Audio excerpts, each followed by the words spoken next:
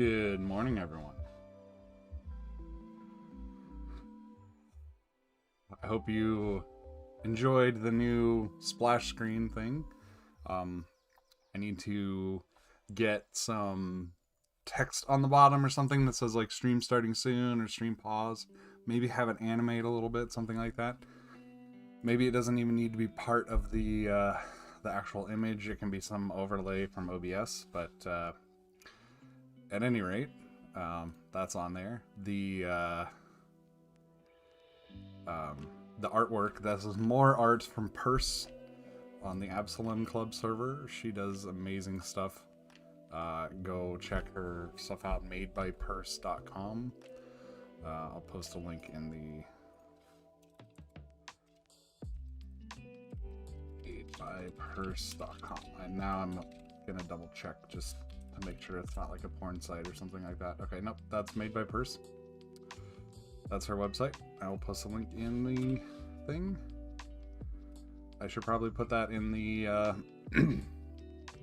in the description too, and I'm gonna add it to the other things.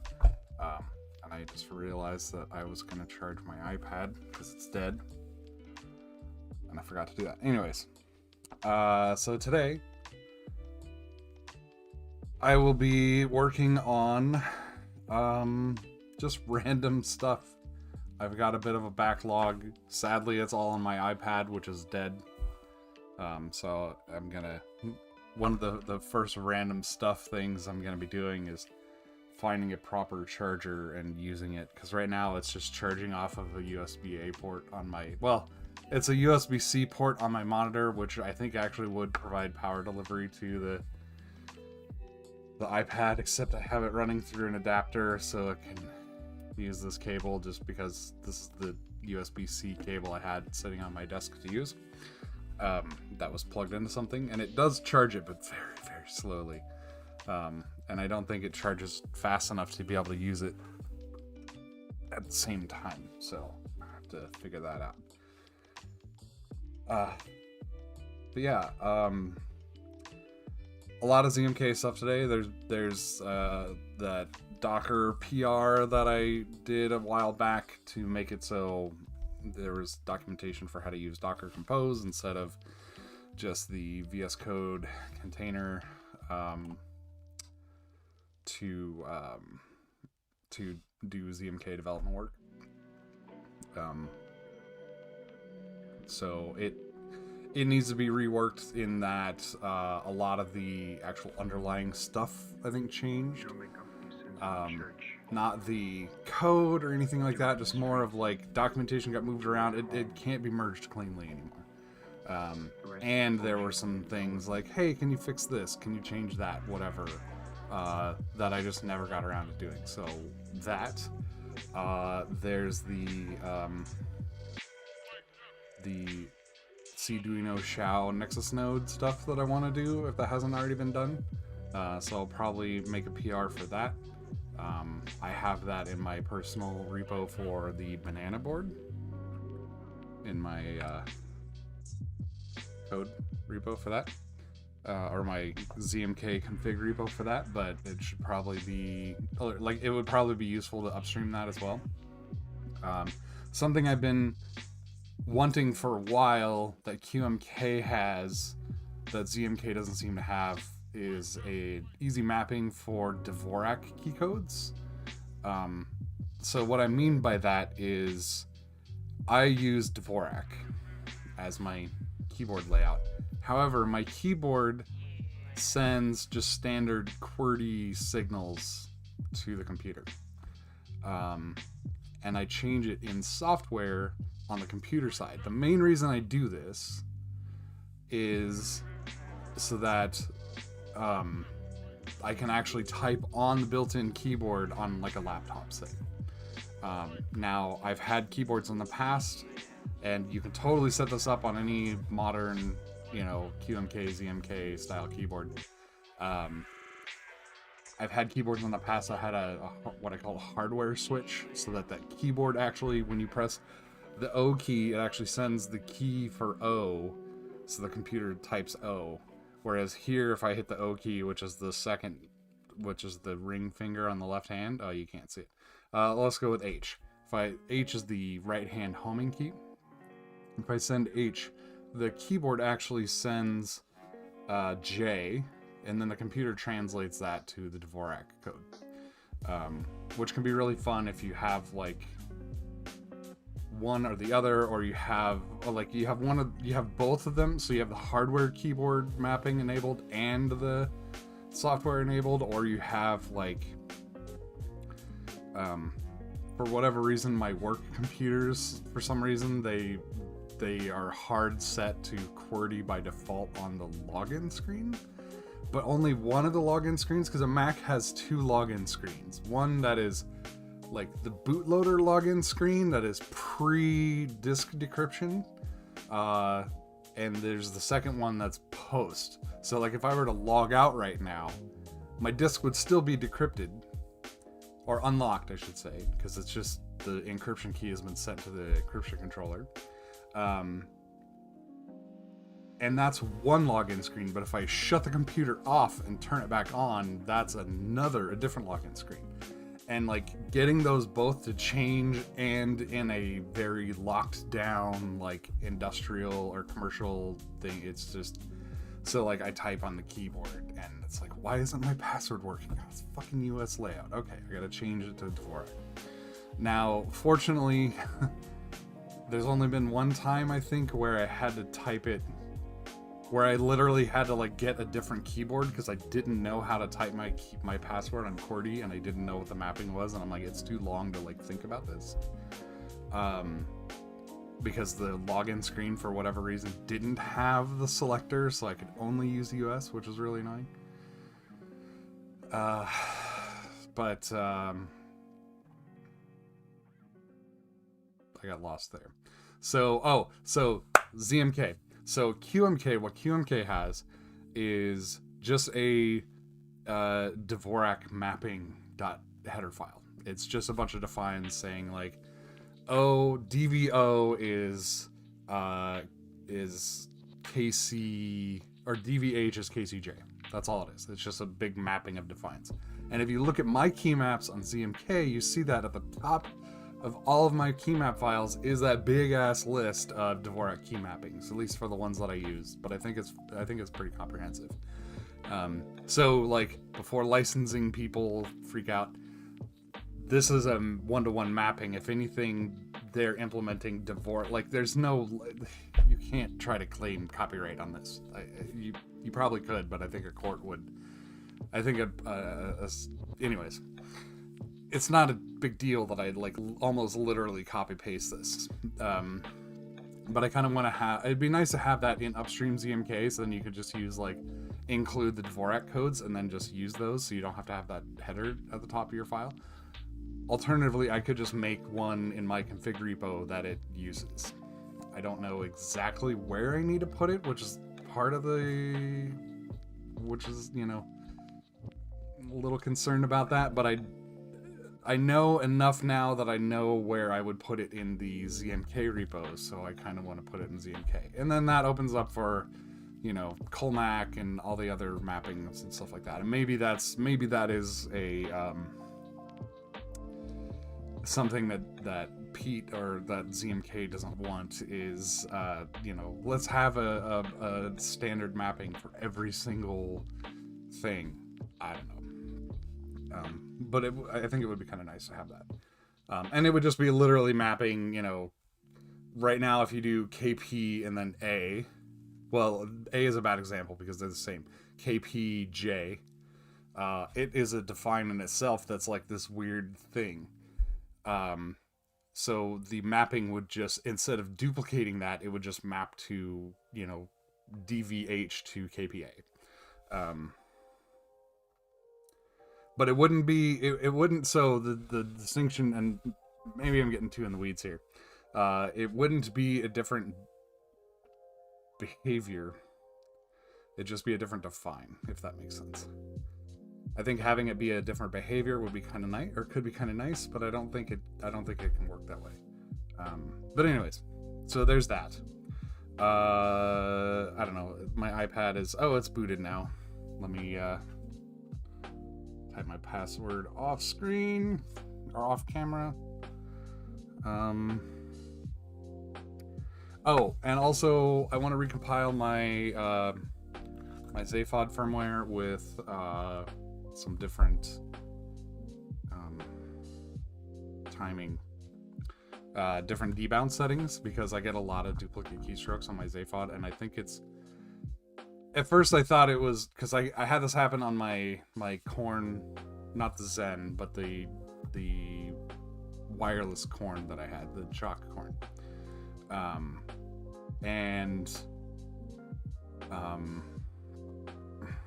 drawing a blank. Sorry, my coffee is still working on kicking in.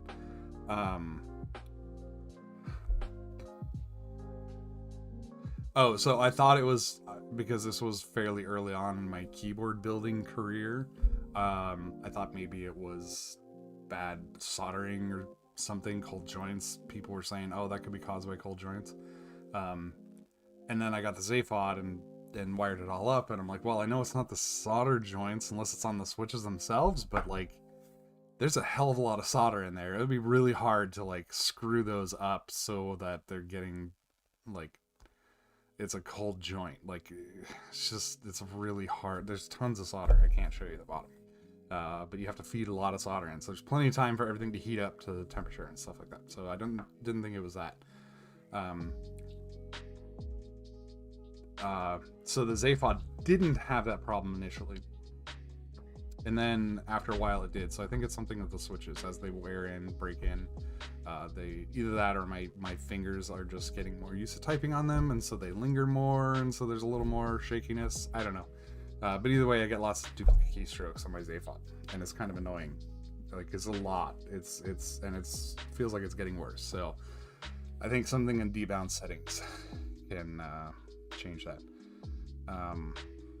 Bron, hey, sorry, I just saw your message. No, I'm not using it on. I'm not using layers because I do it in software. If I were working in an environment where I was plugging my keyboard into different computers, I would probably have a hardware layer. And if I ever do another in-person job interview where I'm typing at someone else's computer, I will probably do a hardware layer because I'll bring my own keyboard, because I've done that before. Like when I had my Type Matrix, I brought my keyboard because I typed Dvorak, and it's easier for me to hit this button on my keyboard and change it to Dvorak than to go screw around in your settings and then forget to change them back, which I've done. Not on a job interview setting, but on our HR person's computer. She's like, I can't log in anymore, and I went to lunch and it was hilarious. I felt really bad. But I don't do that now because I just don't need to. And I never. I say never. I don't never. I very rarely use QWERTY layout. The only time I use QWERTY layout for anything is games that have or that aren't like aware of keyboard layouts. So like they have WASD, but like you change the layout to Dvorak and it doesn't just change it to, dot AOE. Like it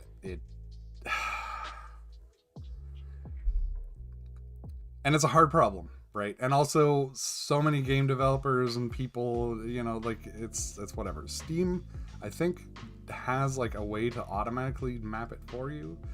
I know World of Warcraft does a great job of doing that. Of course, they've got millions and millions and millions of players, and they've been doing it for a long time. But like, anyways, I very rarely use QWERTY layout, so there's no real reason. And like, it's not like on my laptop or on my computer, I still have it set so I can easily switch between layouts. In large part because I have Japanese layouts as well. Because for a while I was trying to learn Japanese. I've actually stopped trying to learn Japanese years ago, but I still have them because occasionally I want to type something in Japanese and think I'm cool. I don't know. but also because sometimes I have to switch back to just using QWERTY for some reason. It's rare, but it happens. So yeah. Yeah, as far as like swapping back and forth between QWERTY and Colmac or Dvorak or whatever, I am a firm believer in going cold turkey, rip off the band-aid, throw out the old keyboard. So when I switched to Dvorak, I had my, and not this one, because the one that I started with is long dead and thrown in the trash, but I had my Type Matrix 2030. And sorry for the weird shadow on the lights. I'll get to that in a minute. This has Dvorak caps on it. So when I switched to Dvorak, some people say, oh, you don't want to have it so you can see what the caps are because you look down or whatever. I was touch typing for a long time before, so I never really looked at the keyboard anyways. I tried to do like a piece of paper that had the mapping on it, but my brain couldn't comprehend it, but I could look down and type. So I didn't hunt and peck because I wasn't, I wasn't, typing with one finger or something like that. But it was when I was like, oh, where's that at? So I could look down and quickly find it. And then, 11 years on and, I haven't had Legends on my keyboard in months at this point. I say months. That's not correct because my Cornelius has Legends and they're Dvorak. They're correct Legends. So, at least for the alphas. Everything else is a lie, but the alphas are correct. Half of those keys on that board don't actually map to anything. So, what I was saying with the lights, one of my lights has a broken switch on it. I don't know what happened, but when you buy cheap lights, you expect, or you get what you pay for. They're great lights, I love them, but the build quality just isn't 100%. Although I will say that this failure is probably something that would happen on any light because it's a part that I don't know. Anyways, so one of the switches, or the switch is bad, the power switch. So I can't actually turn it on. Like if I try to turn it on, it doesn't stay in position and I can't even like fake it. It's completely hosed. I don't know what's wrong with it. Before I just replace it, because it was like a $40 light, so not that big of a deal to replace, I'm going to take it apart and see if I can't just like bridge the connection. I've been wanting to, for a while, switch those to some sort of switched outlet. So I actually have HomeKit, or at least Hue enabled outlets here. So I can plug this in, plug the light into it, and then yell at Siri to turn the studio lights on and off, which is better than reaching up and turning them on anyways. And that saves wear and tear on the switches. Or on the power switch on the lights. Obviously, they're not rated for lots of usage because I've already broken them. So I might do that at some point. I also have, and this is in no particular order, although I'm probably going to do all the ZMK stuff first. I have from Jerry Cave. Let me not show his address on screen. I have he sent me all the, like, very comprehensive kit for doing this. A purple PCB for the zaphod display. So on the zaphod, I'm not going to take the thing off, but if you look closely enough here, this is really awkward camera angle, and there's stuff in the way. If you look really closely, you can see that this display has a blue PCB. There's a black like bezel thing around it, but it's blue under there, and it shows enough that it's kind of annoying. Not really. It's not really annoying, but like purple PCB makes the world go around.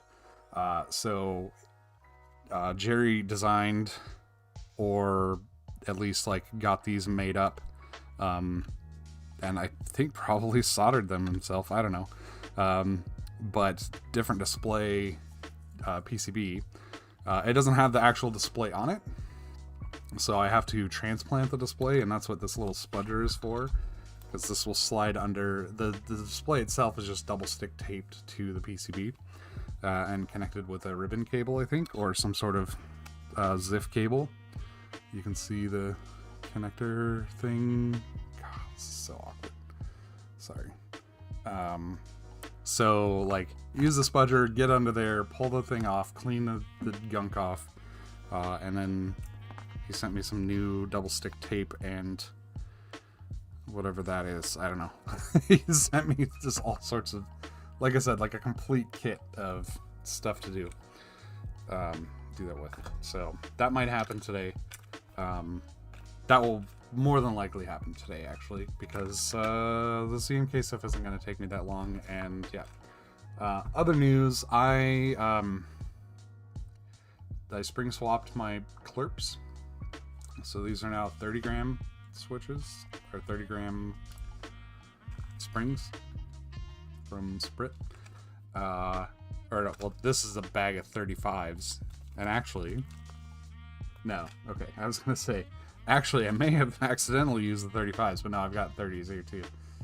So I've got a bag of 30s. These are way better, way better. Like, at first, I was really sad because I was like, man, I don't like this keyboard as much as I thought I would, but it's all about the switches. It came down to the switches. So I put in 30 gram switches, and they're just, I think maybe 35s would be my sweet spot, because Robins are too heavy. Like, now that I've used lighter switches, or that I'm using more combos, I'm recognizing that Robins are they're a little heavy, especially for like repeated combos and stuff like that. But 30 grams but like the stock springs that come in the perps are just too light. Lots of misfires, lots of just, I don't know, I didn't like it. I have really sloppy typing. Like, I type really fast, but I type sloppily, so I hit a lot of like edges. And when your other switch has almost no resistance, like, it just kind of comes with it. So lots of typos and stuff. But with the 30 gram springs, it's much better. So I'm still, like, I busted out the zaphod yesterday because I went to a coffee shop, and I think it's still like the unibody form factor better. If for no other reason, because I just flop this out on a desk and it's ready to go. Whereas this, I feel like I need to mess around with positioning all the time, which maybe is fine. Like, you know, and it's kind of like a fidget spinner kind of thing. Like, I can sit here and be like, okay, this isn't feeling right, I'm gonna move it, whatever. Like, it's not in a static position, so I can move them around, and the wireless helps a lot with that. But for, like, I want a compact travel keyboard, I think something like the zaphod, like a unibody, is the way to go for me. So I do very much love the Cornish Zen, but I don't think it's going to end up in my backpack long term, and that's fine, because it's still a beautiful keyboard. Anyways, and there was one more thing. Oh yeah, one more thing. I got in the mail a Revion 33. I thought it was going to be 34 keys, but it's only 33, which means entirely likely this is just going to be a display piece. But it is a purple PCB. It is very pretty. I'm going to socket the controller to hedge my bet, in case I'm like, no, this is great. 33 keys is fine. You know, I can combo escape or something like that, which may happen.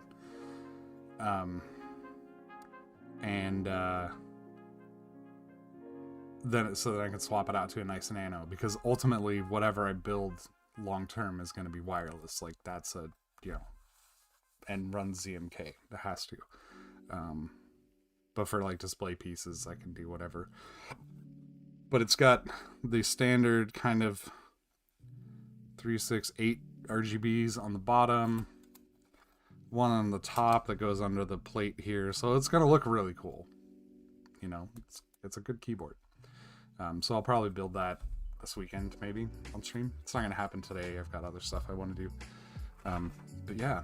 And for those of you who are thinking, but where's the abomination? Where's the home-built keyboard? Well, that's still going.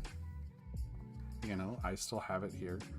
I just, you know, right now, I've got the Zen, so I need to give it a good workout. And I've got other stuff that I can work on than just that for stream content, so gonna do that. And then really one of the big things that is, I don't want to say holding me back, but just the next step on that, I think, is designing a PC, or getting started on working on a PCB for it. So you know, is kind of at a good kind of stopping point, or pausing point, I should say. Not stopping point, because I'm not stopping it. It's just, you know. Anyways. 30 minutes of just rambling. Today is Kitchen works on some stuff, or doesn't, as the case may be. So let's work on some stuff. Go buy Purse's stuff. She's really awesome. Like, look at this. Look at that dog. Come on. And actually, this is pretty nice. I might have to get a keyboard themed piece made from something like that, like a New Zealand hut. Oh god, there's a dog taking shit. Oh, hey, look, there's Keyboard Kitchen. And kitties. Yeah. Also, watching Purse work is hilarious. Because, so she does a lot of her, at least her commission work for Keyboard Friends on stream. And, like, not stream like YouTube or Twitch, it's like in Discord. But, like, you can tell she's a very, like, let the creative juices flow kind of person. Because she spends half of her time, like, drawing eggplants and, like, drawing stuff for whoever's watching and stream and stuff like that, and then the other half of the time, like, actually working on things. And I think that's a great, it's really entertaining to watch and really fun to have that interaction, because it's just like you get the random things, you know. She's just, I don't know, just random stuff. Like, I think that's where S'mores, if you're familiar with S'mores, he's on a bunch of servers, low profile and stuff like that. He got some work done from her as well. And I think that started as, like, her doing a drawing stream and, like, making stuff. So if you look back in my big picture here, you can actually see, so there's a lot of, like, shout outs to my friends in here. So there's some, like, salmon. I can't see my mouse pointer. So over by the toaster, there's those are Kyrias in the toaster. There's bananas, of course, in the lower right. You see a little magpie looking in through the window. Hi, Tom. S'mores over the flame. The next to the toaster, there are some keycaps, and those are salmon colored for Kaz. Next to the soldering iron and the cutting board over there, there's on the cutting board, there's a corn. Then you see the specimen jar, and it's hard to tell from this, but if you look at the well, I was gonna say if you look at this one in the lower left here, but even that one doesn't have it. This is a later version of it has it. There's a stroopwafel there, so it's a lot of shout outs to people, and I think she did a great job incorporating stuff, so it's fun. I don't know, I just, she does awesome stuff. Anyways, I'm gonna stop gushing about Purse and everything, and let's get into some actual ZMK stuff. So alright, so what I was talking about with the ZMK, with the big list of defines, this is what I'm talking about. And it's literally just a bunch of aliases for already existing things. So I can use them in my key map down here. So So you can see that, like, look, it's DVP and DVU and stuff like that.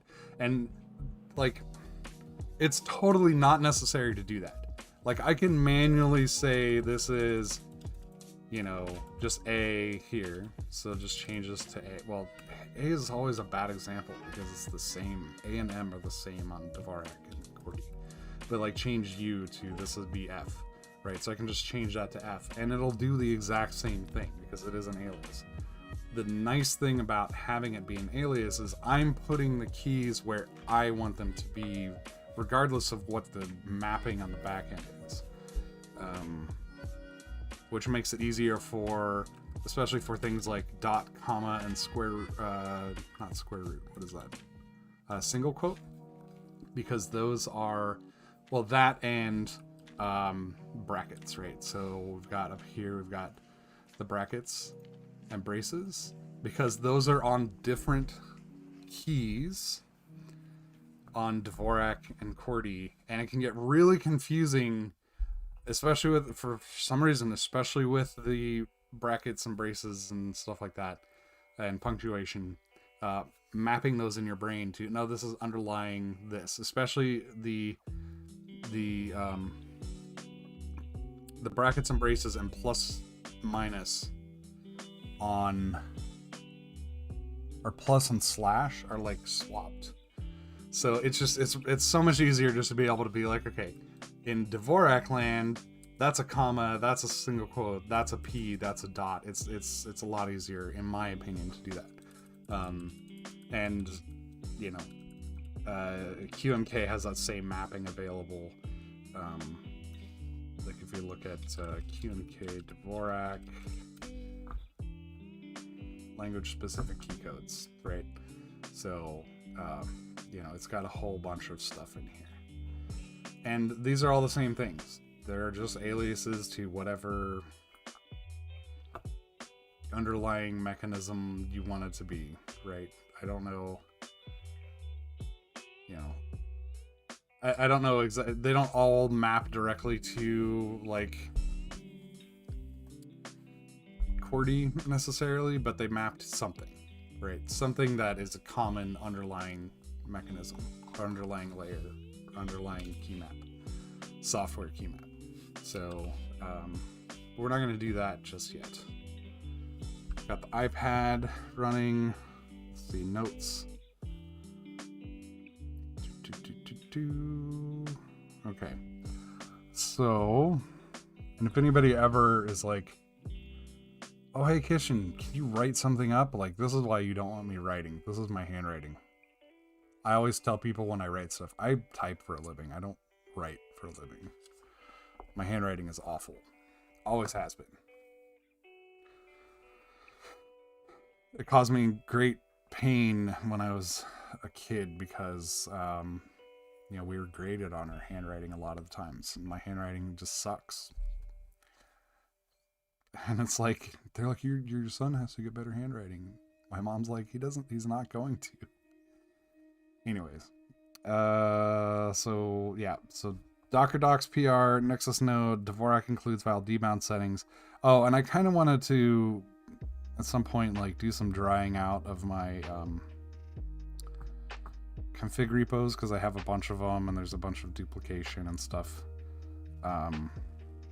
So some zaphod stuff I have on my list. I want to take the case, the 3D printed case design, and make it a little thicker, like the walls a little thicker, so that you can like hot glue or heat sink or something magnets into them, and then maybe have a complementary top case for it that goes on top of it, and then magnets in place, which would be kind of cool. Like, that's a huge thing.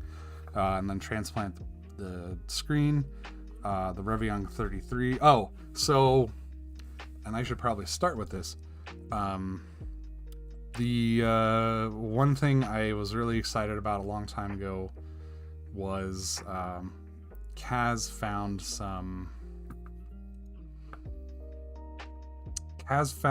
a like a mini chalk. Like, it's about 3 keys sized. I don't think it's actually has a plate or, you know, any kind of, you can really use it for anything, but it's a little, not chalk, corn. A mini corn, like 3D printed case, and I thought they were adorable. I've always wanted to have one. Mini corn case.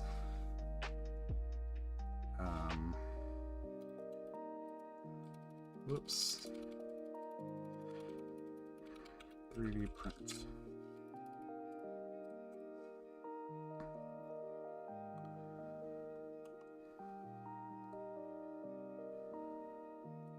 And I've always wanted to have one.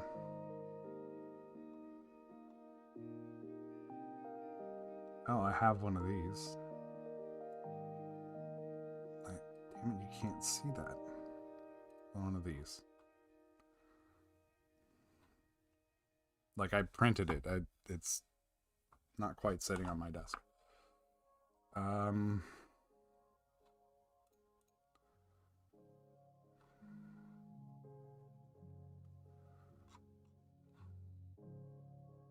Hey, Lorenzo. I think I even have the STL file, like, in my Discord somewhere. Anyways, I was going to start that printing, because I haven't printed anything in a while. I feel like I'm missing out. But yeah. So let's start a Docker PR. GitHub.com, CMK firmware. I am working on rando stuff. Is what I'm working on. Search. Alright, so let's go back to here.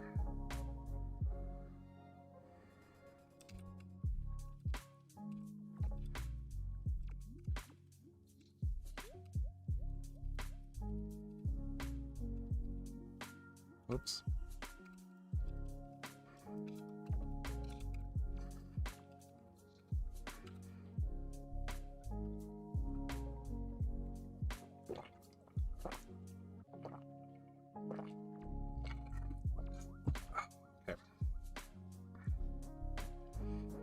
Yeah, the Cornish Zen, it's good stuff. There are some quirks. It charges very slowly, and it drains a lot quicker than I was expecting. Which one of them, the right side thing, is a known issue or something he's looking into. Why the right side seems to drain so much more rapidly than it should. But now that I have my 30 gram clerps on it, sorry.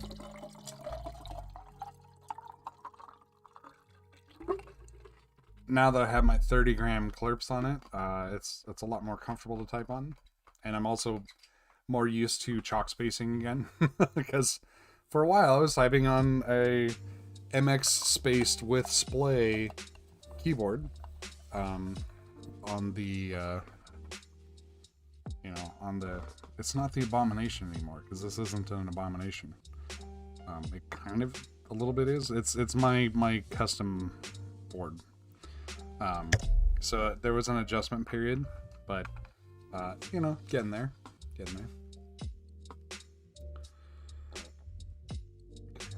CMK, open this up.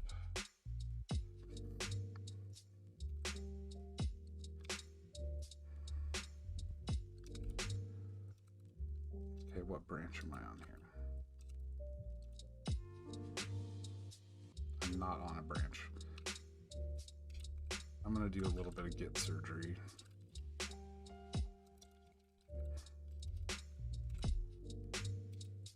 Git checkout main.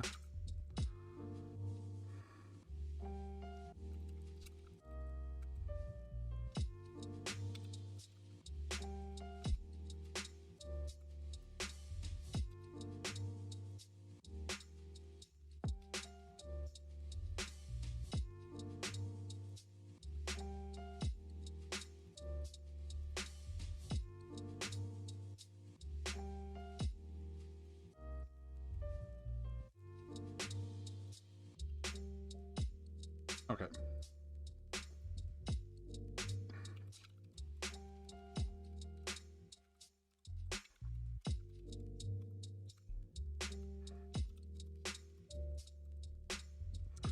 You know, I honestly think I might get rid of the splay. I think it's less necessary for MX based boards because they're bigger. I think they make more sense for chalk, which means basically I wanted a zaphod with MX spacing. So I might just end up making a zaphod with MX spacing. We'll see. But it is, you know, it works for me. It's just not it's not perfect, right? I don't sit down and I'm like, oh, this is wonderful. Like I do sit down and feel, oh, this is wonderful with the Rev Young and with the Cornelius. So who knows? It might also be that I don't want as hard of Pinky Stagger on MX boards. There's still room for experimentation. Okay, so git checkout main. Git pull. Checkout. Kitchens. Docker Composify. Whoops.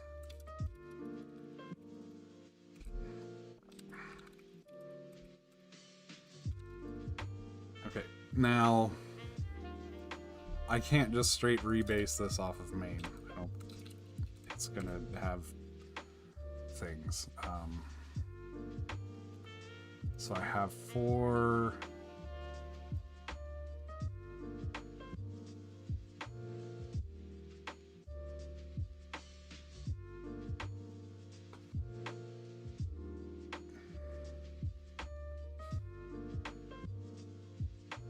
One, 2, 3, 4, 5 commits. So what I'm going to do here, since these are all commits from the same branch, as much as I hate to throw away history, I also like succinct commit messages and not like typo fix and stuff like that. So I'm fine with doing this. Plus it'll make it easier to merge it because I'm not like trying to merge something that then gets changed later and is going to have to also be merged.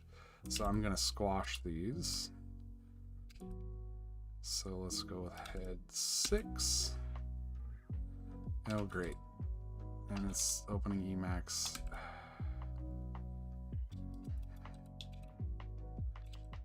Which, who knows which Emacs it's opening.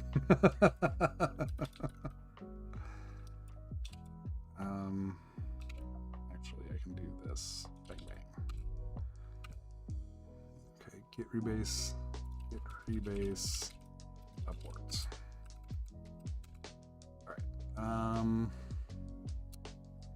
So that's mine, and we'll go with squash, squash, squash, squash.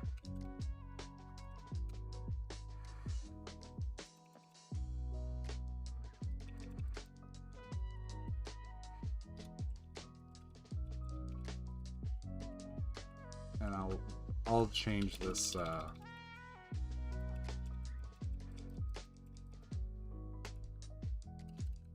commit message eventually. Okay, so now if I do git rebase main, now I get the merge conflict,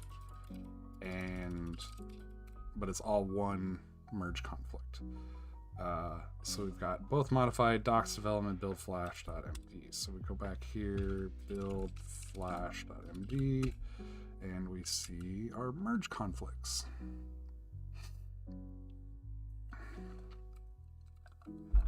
I mean, if you want a Cornelius split, that's pretty much the 5-column, or the Curia, really.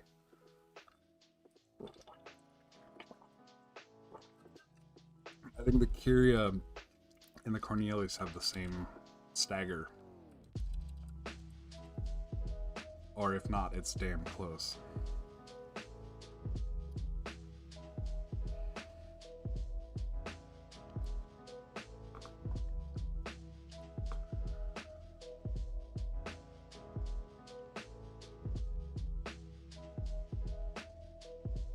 Okay. So I want to choose this one.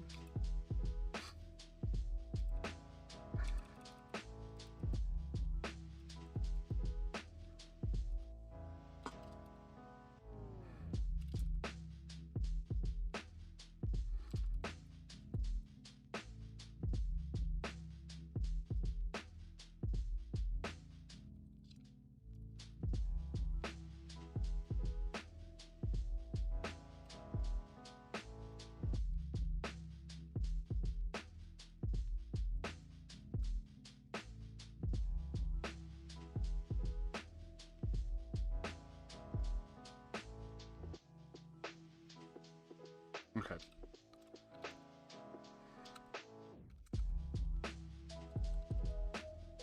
So I'm gonna figure out how to do merge conflict resolution in Emacs the right way if it kills me.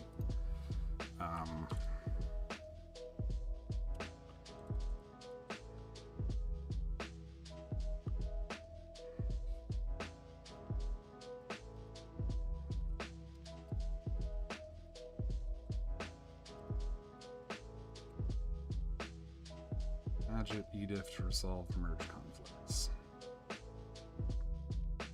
Okay, so N P. No.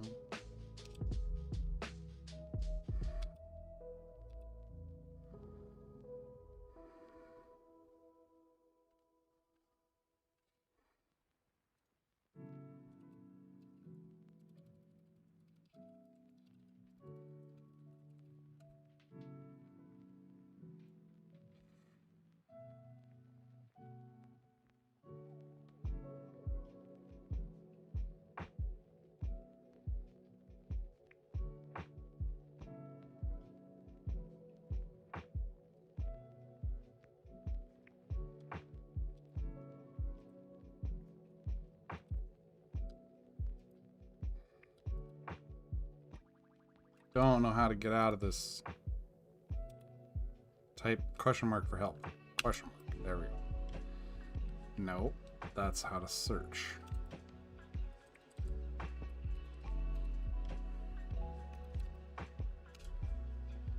There we go. Next. So I think I just do A or B. Copies the current difference. Okay.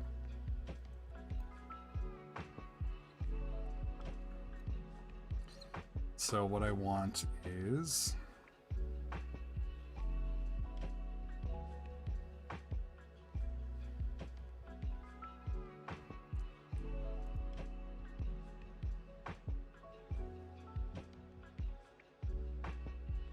I want B, yeah. B. Okay. Okay, the next one. Wait, is that the only... That's the only,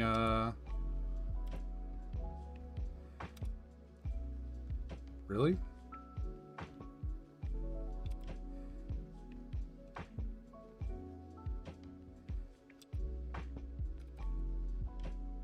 Huh. I thought there was gonna be a lot more,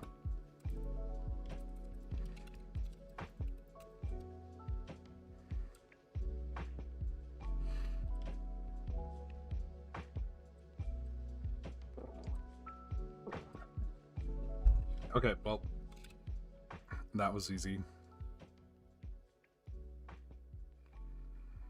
So now what I want to do is rebase, continue, Docker compose file and docs.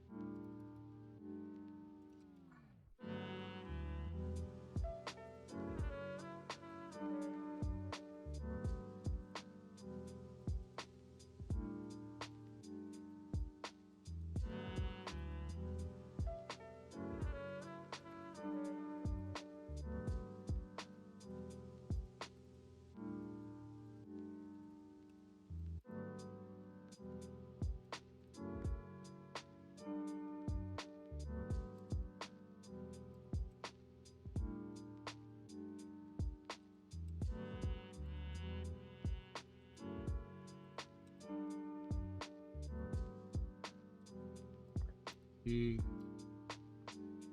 dash F P. Okay. This third key here that's not used is messing with me because I'm used to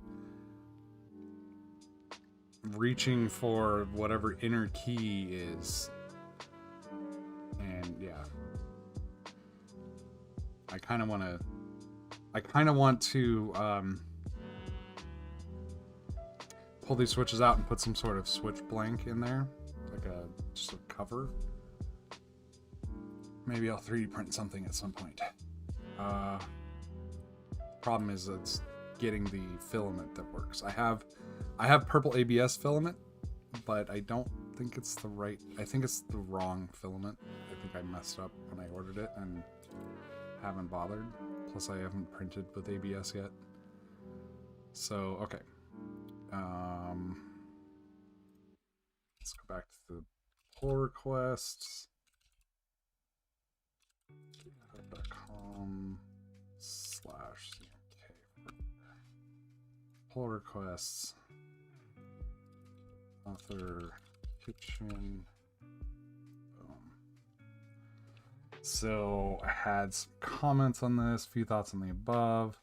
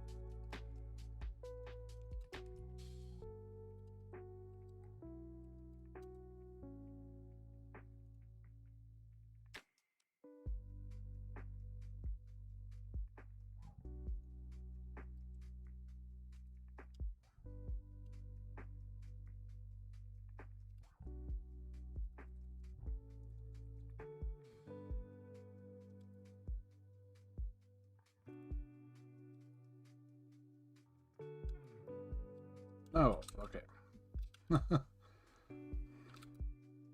the Control V $. There we go. Now what I want is title case, commerce text upcase word. Boom. Nope, whatever.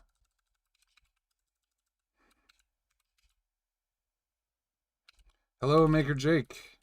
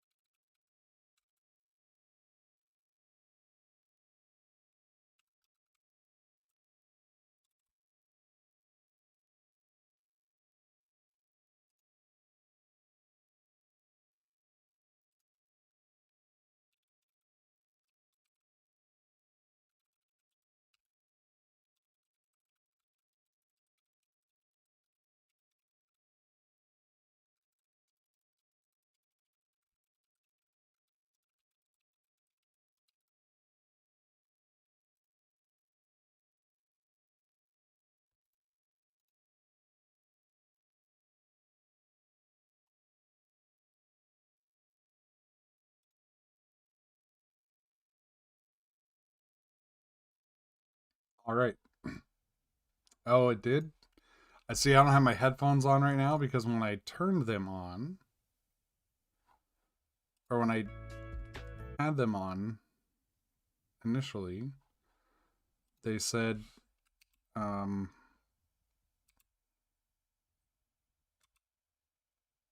suddenly that they were out of power. Please charge your headphones, and then shut off. Like, very, very hard shut off. So I was like, yeah, okay. So they're charging. But now, so long story short, I can't hear when the music cuts out because I can't hear the music. But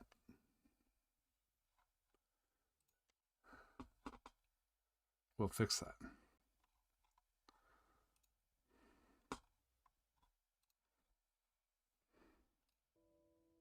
There we go. And this particular stream is, or music stream, is actually their ambient music retreat stream. They have another label or sub-label thing called memoir music, apparently. Thought I'd change it up so it's not just the same, like, lo-fi hip-hop. Okay, so that's done. Let me mark that off on my thing. Update Docker Docs PR. All right, so... Oh. Let me delete that. There we go. Thanks, YouTube. Okay. So... Okay. Main. Kitchen / Xiao Nexus. Alright. And then what we're going to do here...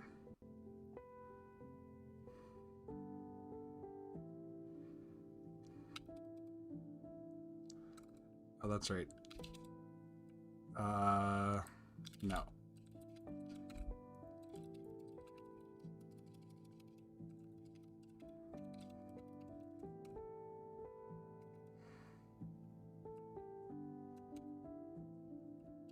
Basically, we're just going to take this.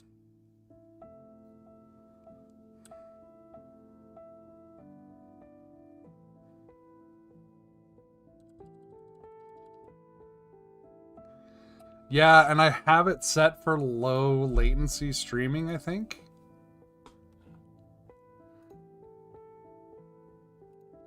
But it's not very low latency. It's kind of annoying in that regard. Customization. No. Stream settings. Oh no, I have it set at normal latency. Okay, well, I'll change that for the next stream to low latency. It doesn't need to be ultra low latency. Apparently there are some weird issues with latency settings if you go super low latency, and I imagine it's just that since their encoders are taking my stream and then re-encoding it into a bunch of different formats and that sort of thing, that, like, yeah, I don't know.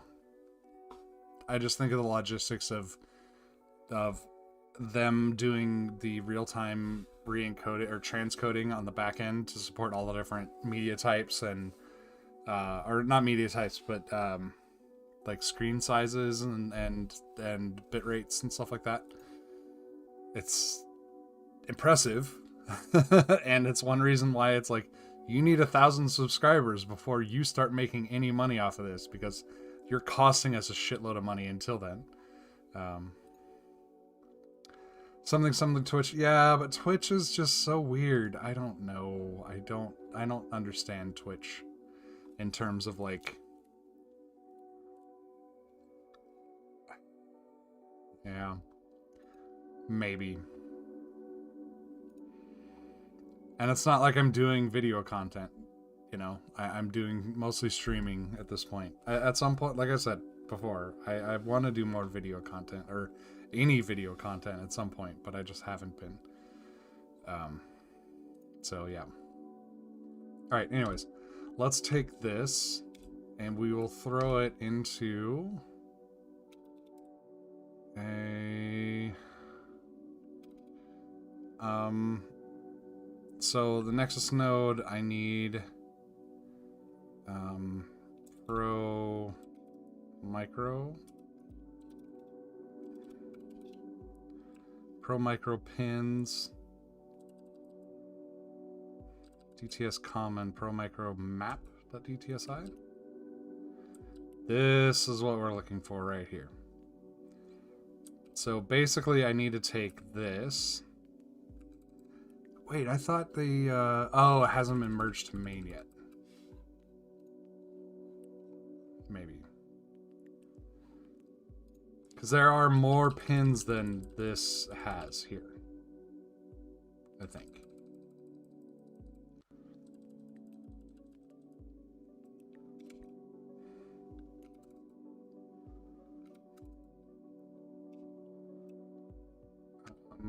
Main.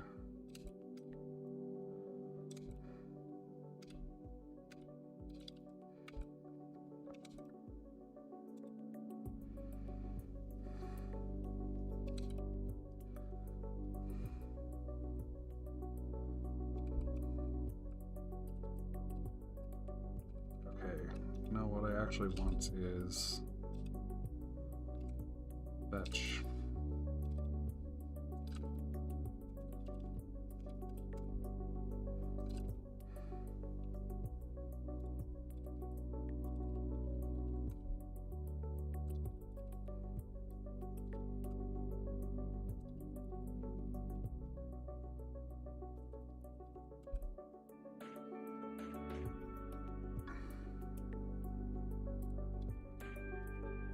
So actually this may not, I'm gonna have to go back real quick. Git checkout, kitchen /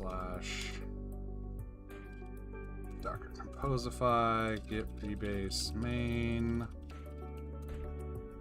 It's already up to date. Okay, git checkout main, git pull.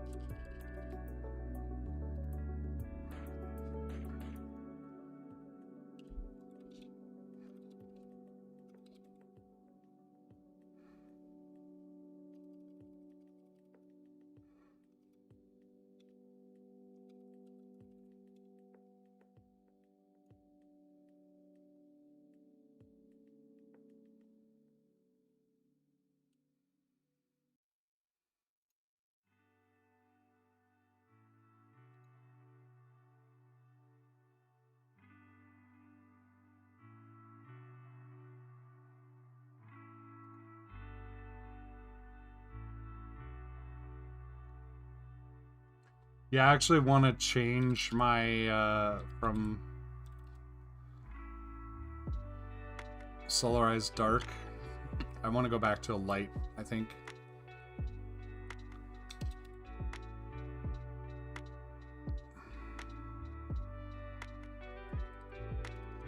But I don't want Solarized Light. I think Solarized Light is just too bleh. Like, I used Solarized Light for a long time, and it's just kind of... I don't know. So I want to try... This is the Doom Dark or Doom 1 Dark, which is based on Atom 1, I want to say, color scheme. But this is using True Color, whereas this is just setting the terminal colors. So who knows if I can even reasonably do that.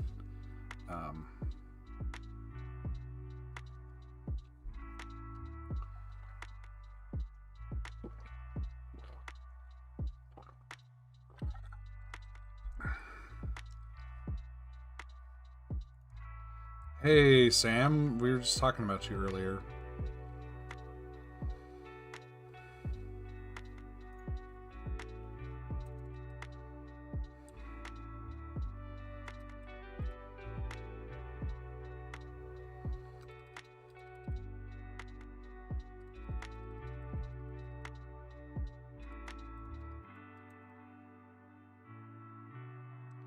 Really, I think I need all of this.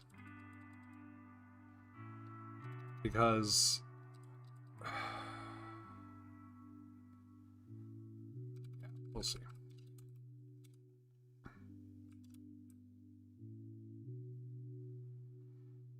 Buy Sam's board.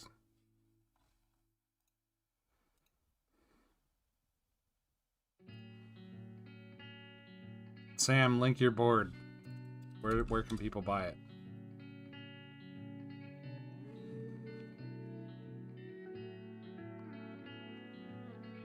I'm just gonna start giving people mod rights so they can send links. And hopefully not silence them.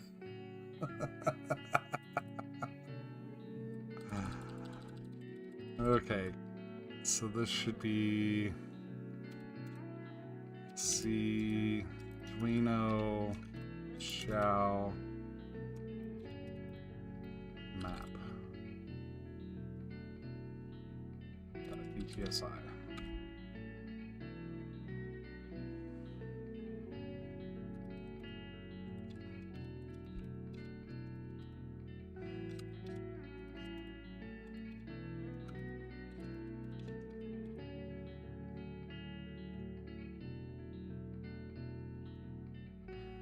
Well, see, I don't think I want to group buy anything, and the reason is because I want to support other people's group buys.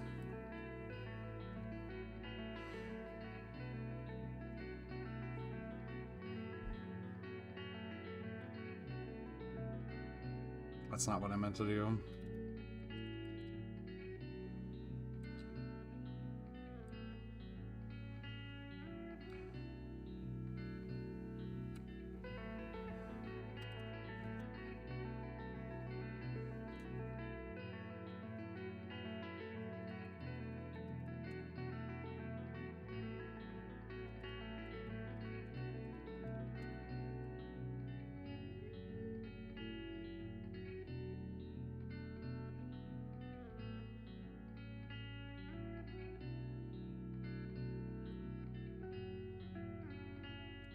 The fun size, you've been teasing that for a long time.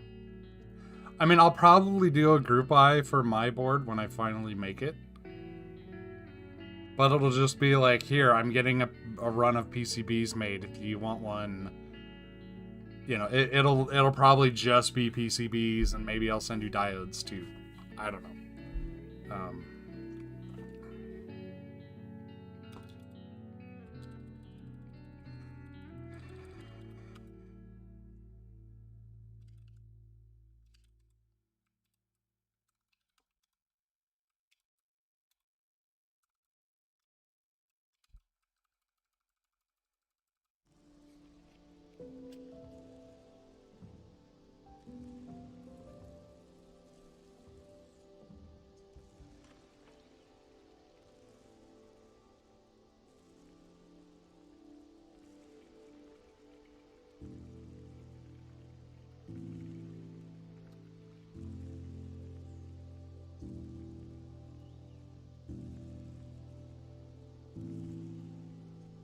Oh wait, I don't need this because that is for my actual...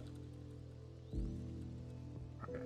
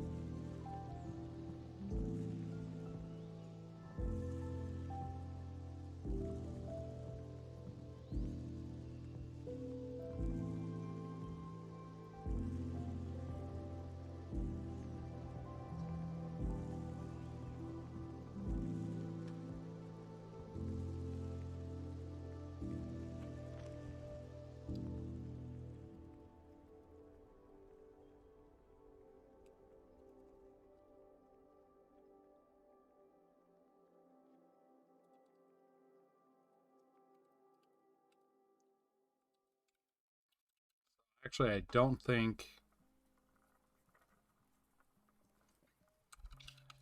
I want this here, because this is specifically to the Arduino Shao.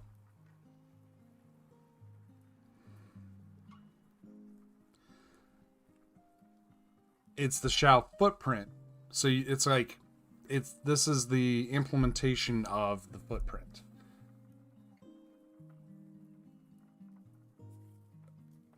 I'm thinking in like classical programming, where you have a template or an interface or a abstract class or something like that. This is the implementation side of it. So key, let's see. So just boards, ARM,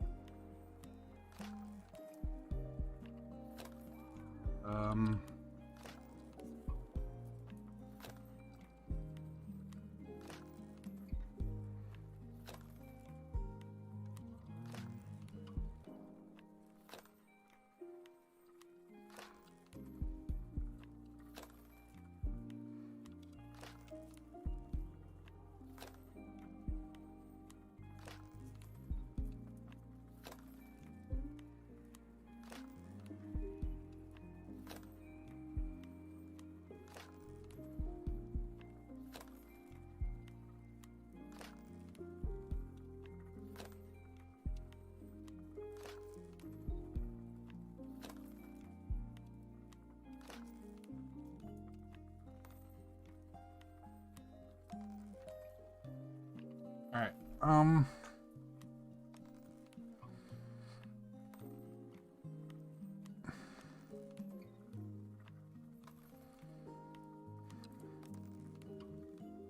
If only there was documentation that says how to add a board.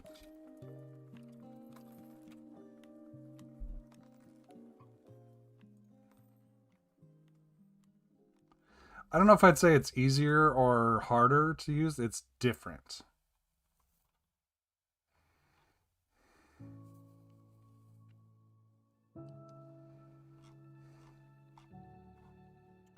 Oh, there isn't a new board. There's a new shield. Okay. So we're just going to copy paste from, say, Nice Nano.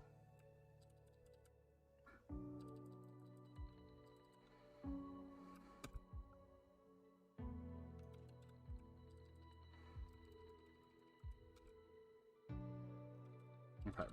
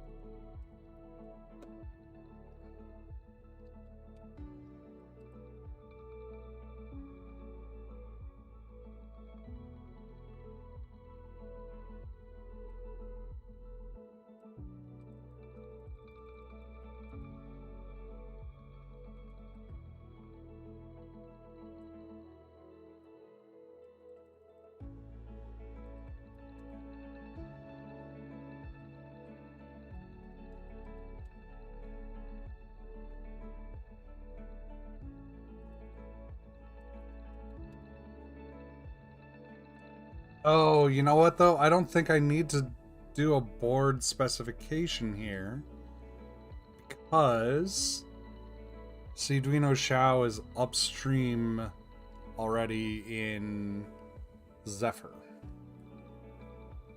So I don't need this entire board stuff. I just need an overlay file, I think.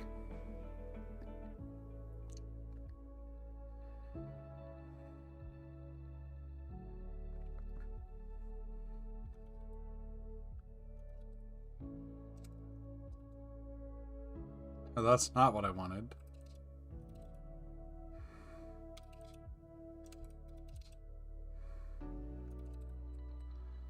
Okay.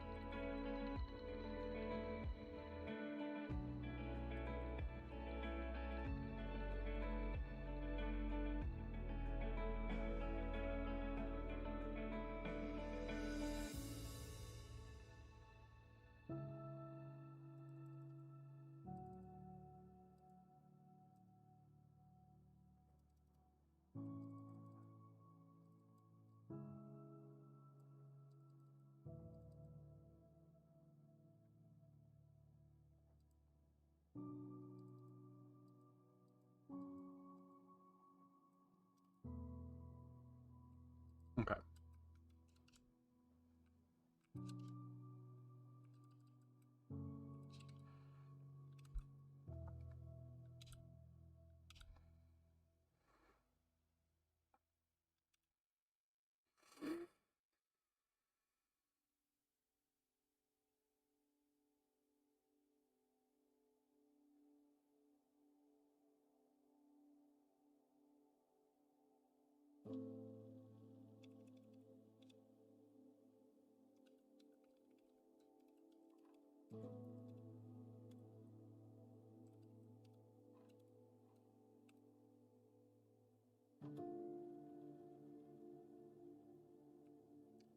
The problem with using something like Kitty is I need my terminal-based Emacs to work on my iPad too.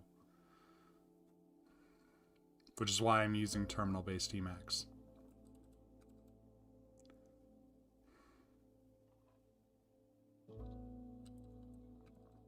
But I have looked at Kitty. Kitty looks very cool.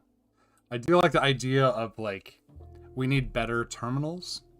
Because terminals are great, but, like, not having native image or video or something like that, like, and you can kind of fake it, but there's no flow control for, I mean, there is flow control, but there's, like, it's weird.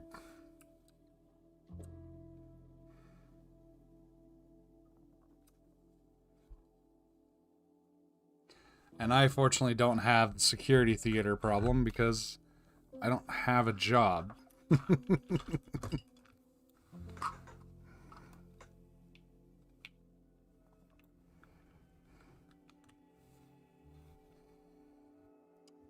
Okay, well, I'm gonna just start with this.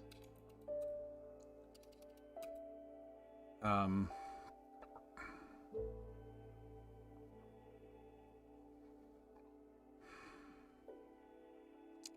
trying to think here how to test this.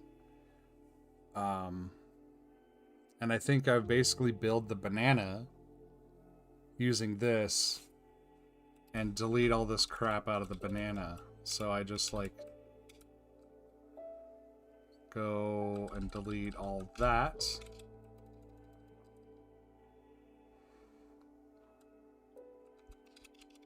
And that.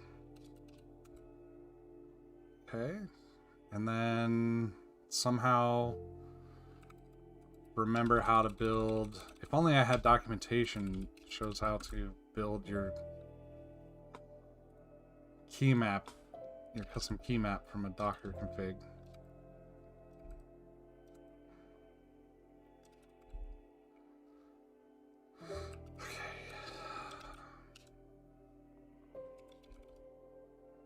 Oh, but it's not merged yet, so I can't. Ah! I hate working on two different branches where one kind of depends on the other. And I just realized also I'm on the main branch. Get branch. Get check out shell nexus.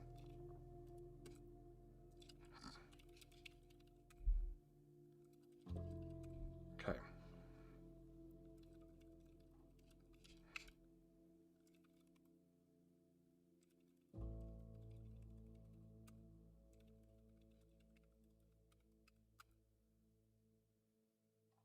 Yeah, the problem is I have so much Docker in my shell history.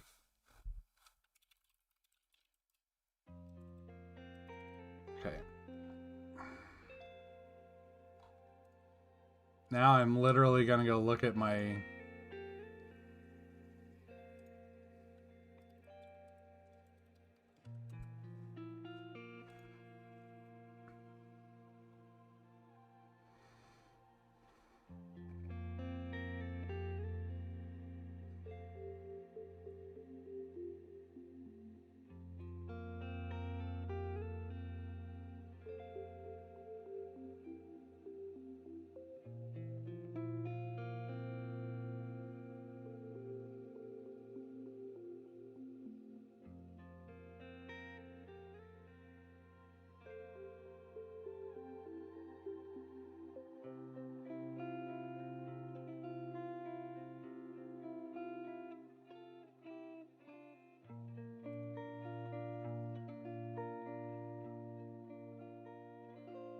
Yeah, because the Docker Compose stuff hasn't been merged yet.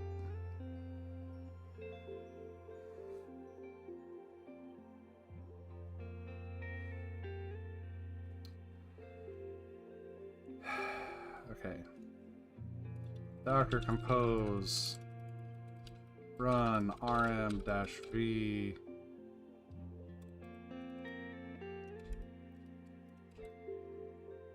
pwd slash dot cmk.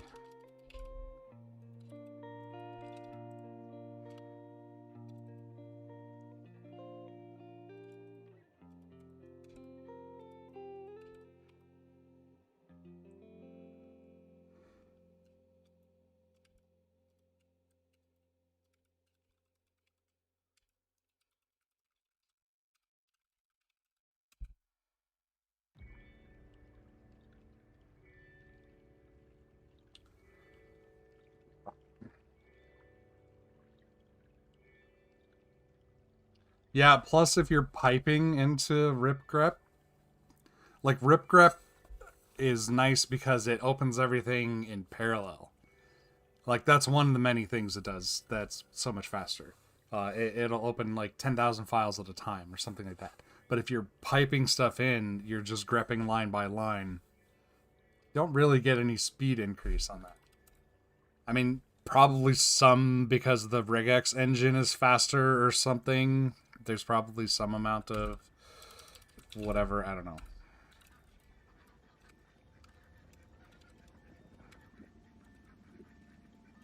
Okay, so we've got our ZMK config here. Great.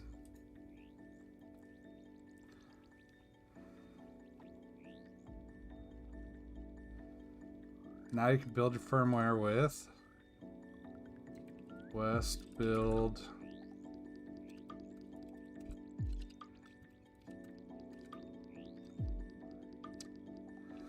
Okay, see, I feel like something changed here with Docker.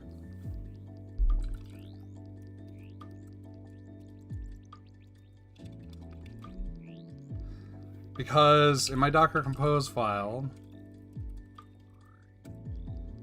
it's got shell and volumes. And if I do Docker Compose run rm shell bash,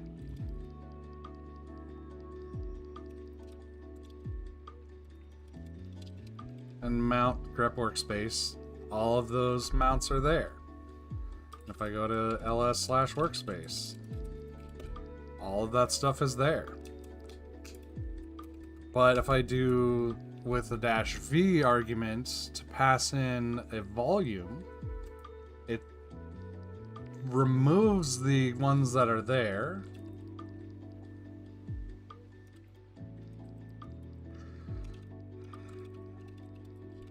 And only does the ZMK config.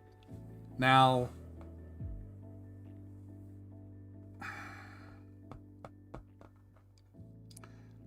I am 99.8% certain that that worked before. And it doesn't now.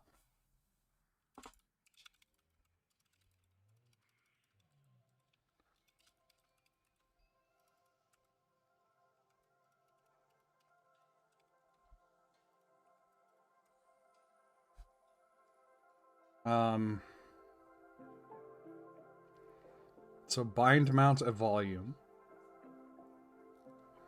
Run a one-off command on a service.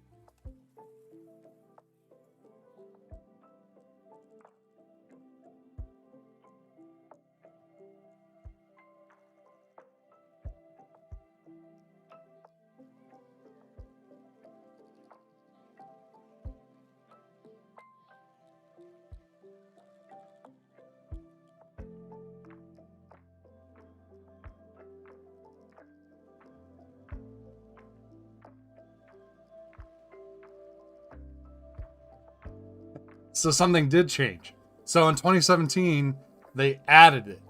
This PR in July of 2017 added support for adding volumes instead of replacing mounts.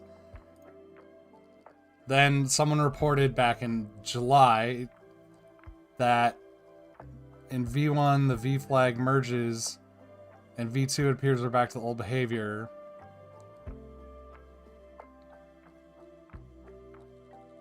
And then they fixed it in August.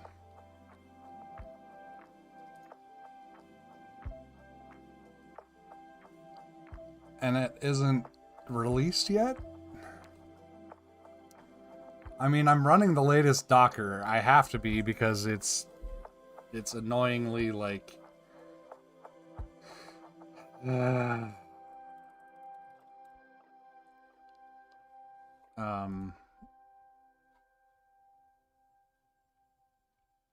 forces you to update all the time.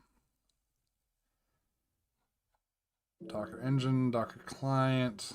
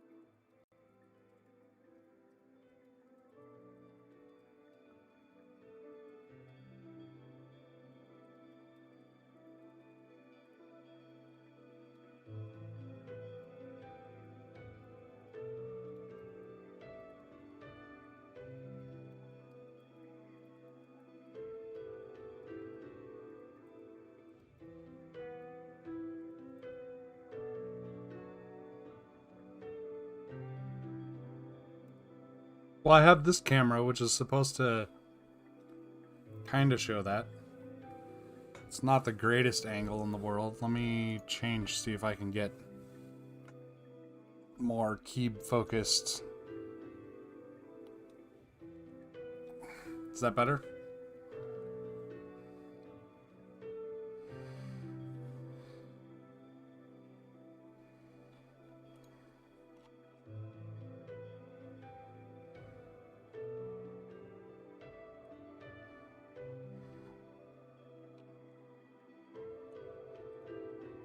Okay.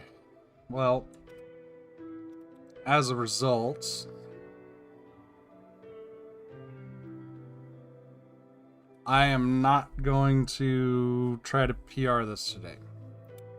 But I am going to commit it because I think it's mostly right.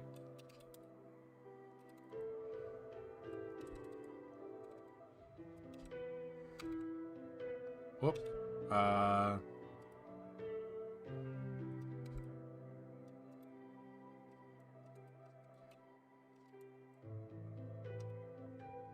Why did it...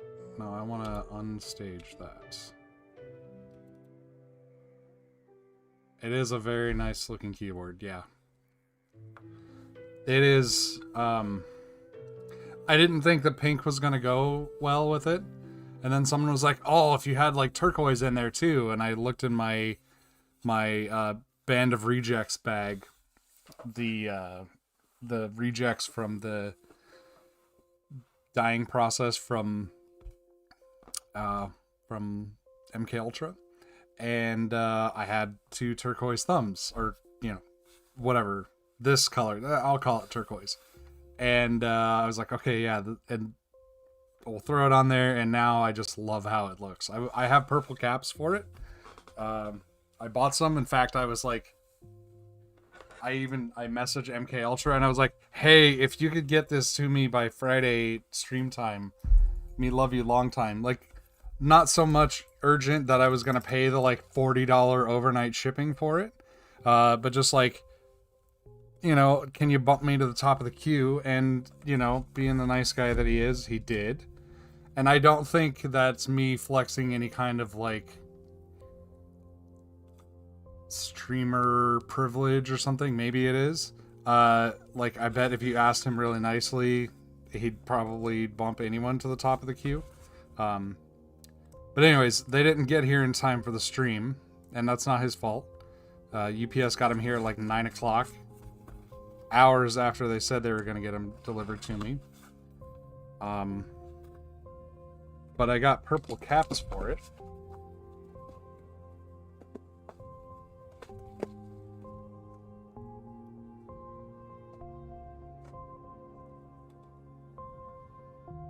And I think the pink and turquoise look good enough that I'm not going to swap them out.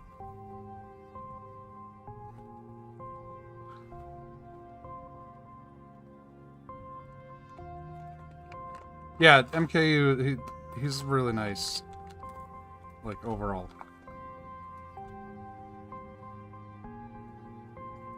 It's not that I don't think these purple caps would look good, because I think they would look fantastic on this. I mean, look at that. I think that purple is pretty nice with it. But, I like the ones that are here, so I'll find something else for the purple caps to go on. Maybe my new zaphod when it comes in. Who knows? Left 4 Dead 2. I haven't heard that in a long time. People are still playing that? See ya, s'mores.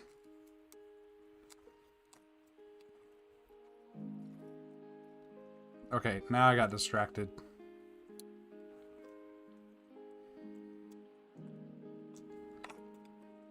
Purple and turquoise. Yeah. I like the pink. I don't know. It's just good stuff all around.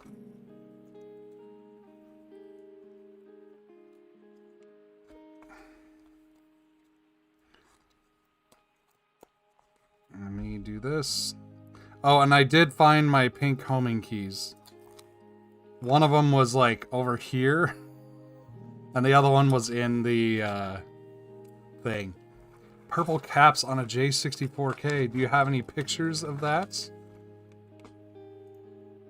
Go ahead and pimp your new keyboard that you're working on, Maker Jake.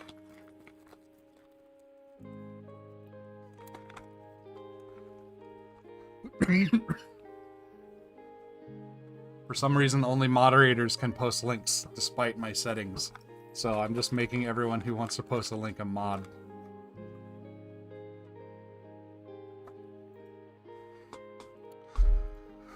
Okay, so stage that. So Nexus node or C Twino Shao to Shao footprint. This will.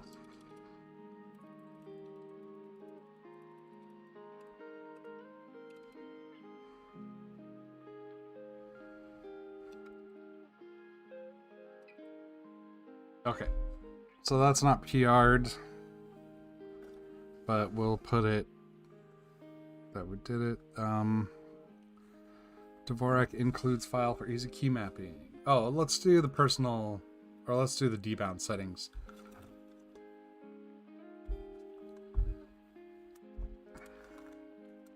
So since these are new switches, I haven't had problems with debounce or duplicates yet, so I'm gonna pretend that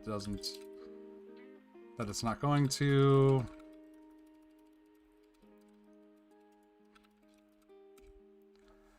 Yeah, I really wish everybody could, but whatever. Maybe I'll write to YouTube at some point. It's annoying.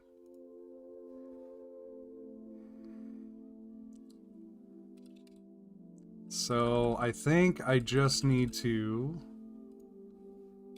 ZMK debounce period.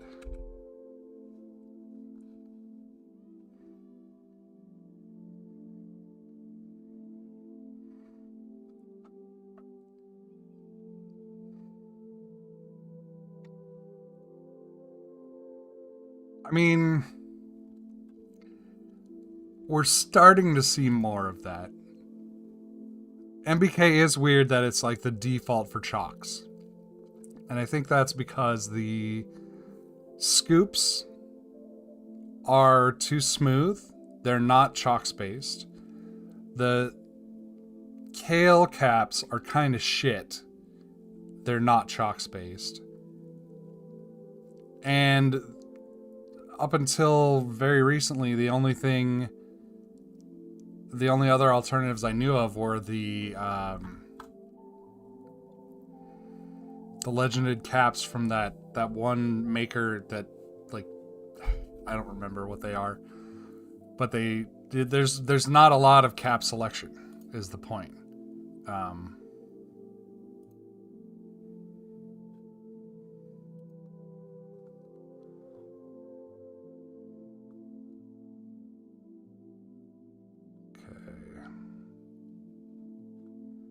Oh, no, it's an issue, not a pull request. There we go.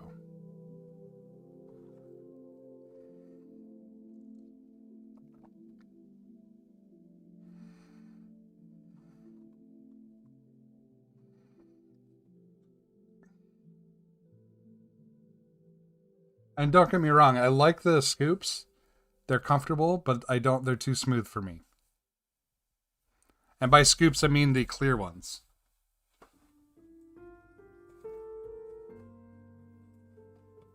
These. So, these are chalk. I don't know who makes them. I bought them from MK Ultra. But they're just like, they're cylindrical, clear plastic. I don't know if anybody can even see this. Cylindrical, clear plastic. And these are from MK Ultra, who dyes them. And these are, of course, red. they're nice caps. They're, you know, well made and stuff like that. But they're smooth. And I don't like smooth caps. I like textured. So these are kind of, I put these on like, or I bought a bunch of them because I was like, I'm going to buy a bunch of them. I don't know what colors I want. And they're fairly inexpensive. But they're, you know, I'm not going to use them on a board that I use. They'll go on boards that are for display purposes, pretty much. Like even the MBK hollows, they have a smooth finish to them because it's like a hydro dip process, and then they put some sort of lacquer on it, so it's really smooth. Because if it was textured, it'd be foggy. They're too smooth. I use them for thumbs because my thumbs don't care, but my fingers care about the texture.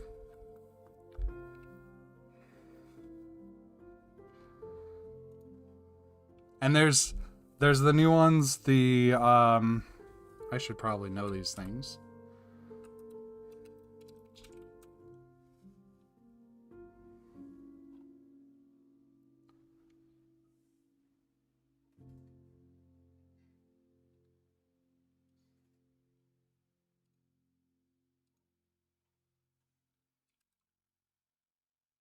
While I'm waiting for Discord to load up.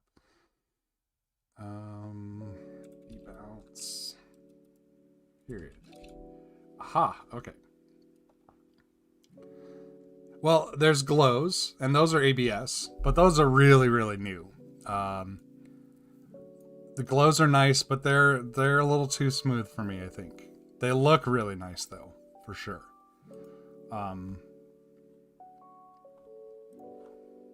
No, but there's another oh, Discord, why are you so slow?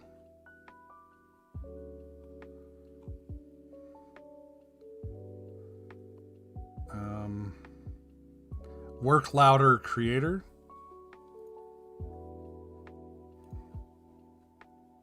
They're still in group buy phase, I think.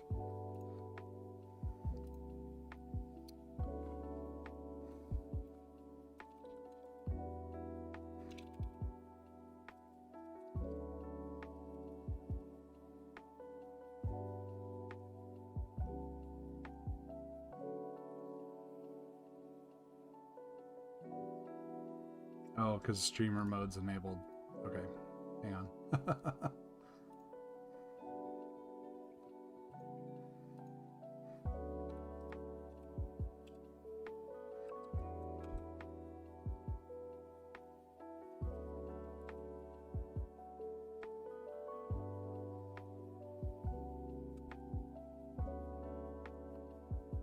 There. So there are the Work Louder keycaps. Which are like a, you know, round dish profile.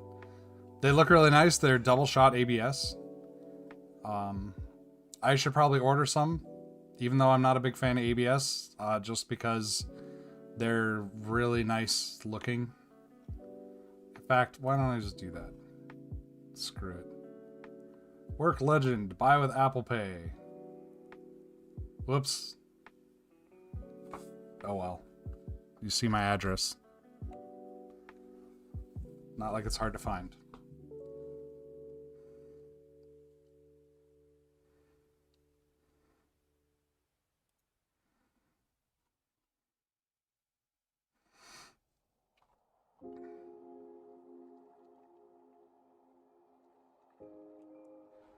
So yeah, there are those that exist that I'll have sometime. Yeah, the Rama grid caps, because they're round, or they're, you know, uniform profile, and they have that little dish thing. I don't know. We'll see.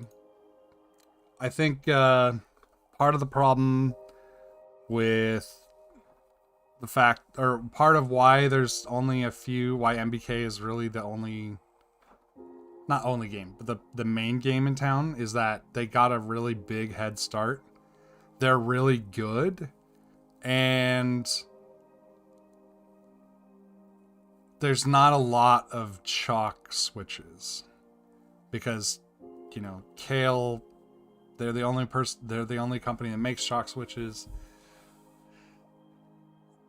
Some of them aren't great. Like, I don't know, low profile is just a niche of a niche of a niche. So there's not as much demand for them, but I think it's getting there. Yeah, and a lot of you already have my address, and like it's really trivial to find my address. Like I don't really care. I mean, you Google my call sign, and the FCC will happily give you my address. So, which is stupid. But when I move, I will probably try to do better on not just publishing my address everywhere, but that's going to be a while. Well, and also when I move, it'll be into my backpack, so I won't really have an address to publish. Anyways, so debound settings. So it looks like I just go into my config or my device tree. Let's see. So normally the way I would want to do this, I think, is in the key map file. I can just go, since these are all just all just device tree stacks, I can just do kscan 0 dbounce period equals, I don't know, what is the default debounce period?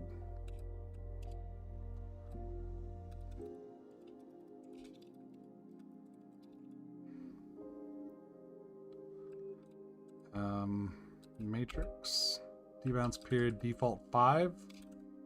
Let's go with 10.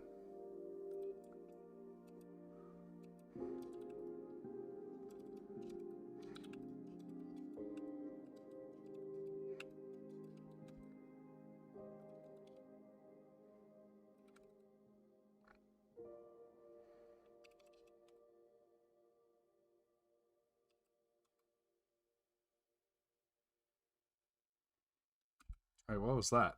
Oh. Okay.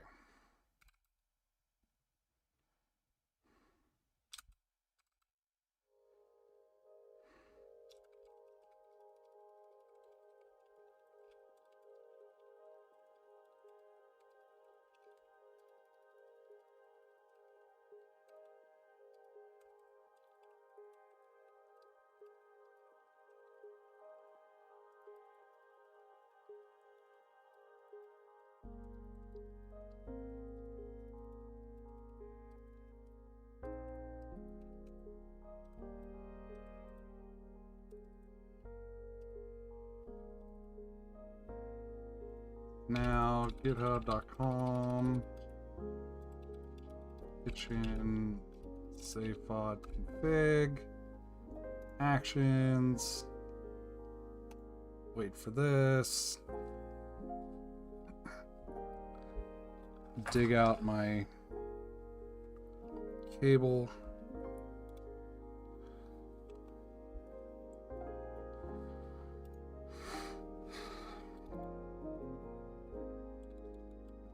Oh, that's not working over USB. Okay. Well.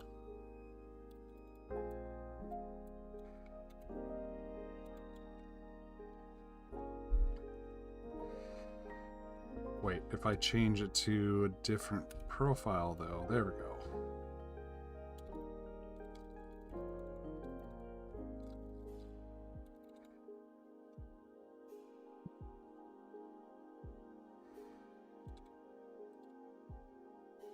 All right, what's the next thing?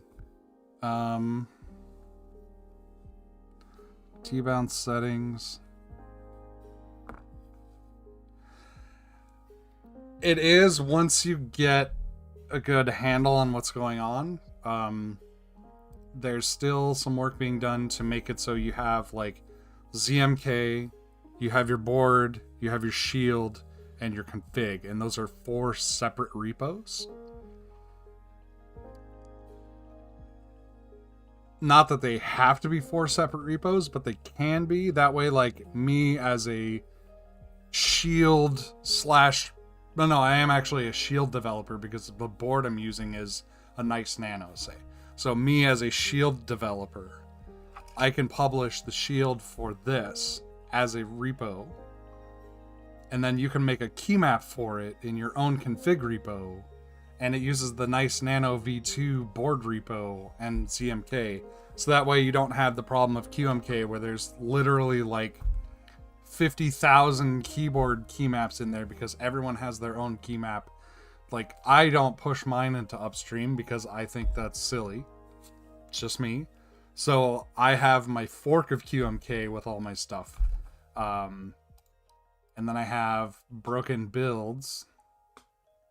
Build zaphod.config, no such file or directory. What? But then you run into issues like this. But I think this is more of a device tree problem. Let's see. Label or path kscan 0 not bound.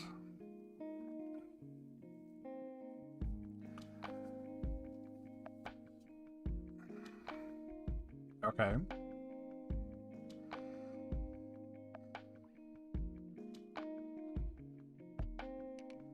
So maybe I can't do that in the key map file.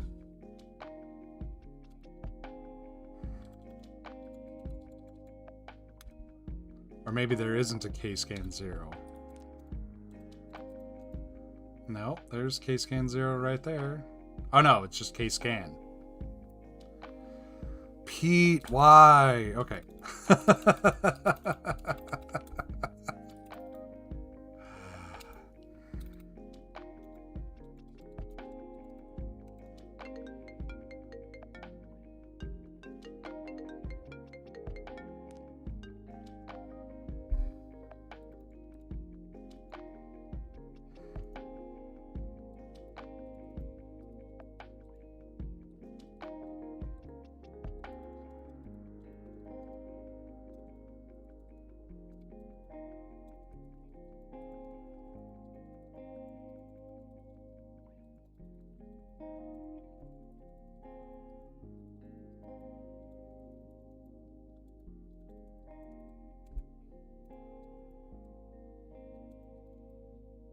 Okay. Yeah, I only do the GitHub Actions because it was already set up. I would actually prefer to do it locally just so that I know how to do it locally. And also, GitHub Actions, especially in a config repo where you have, say, 10 different boards, 10 different keyboards, key maps, which I'm sure I'm getting close to if I consolidated everything. Would take a long time to build every time. So I'd prefer to not have to wait for GitHub Actions, but it's fine. It is nice to be like, publish one thing.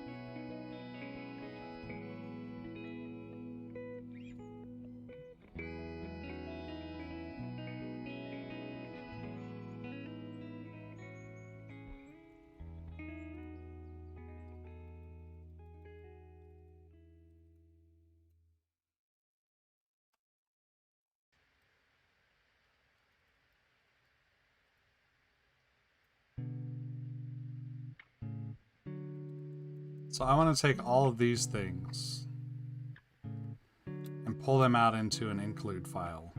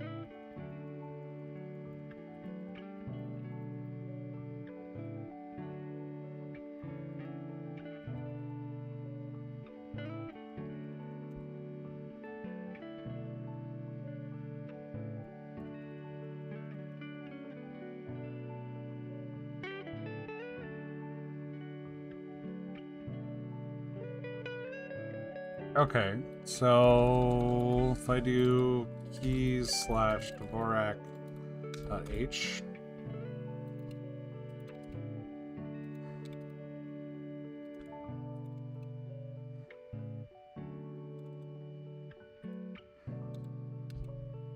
why is it saying it can't split it? I'm not trying to split it.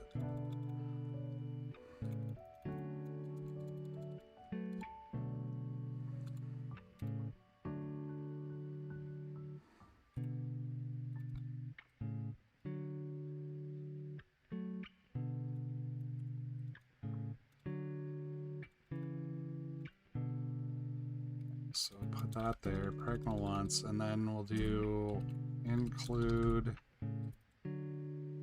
zmk / keys.h, and then we'll put all of our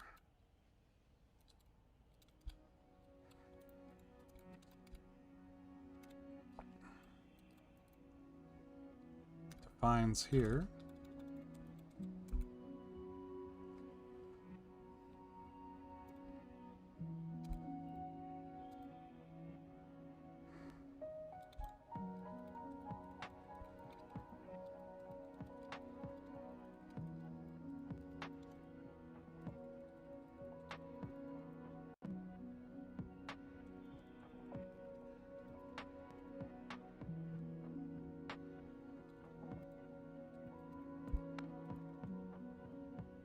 Sure.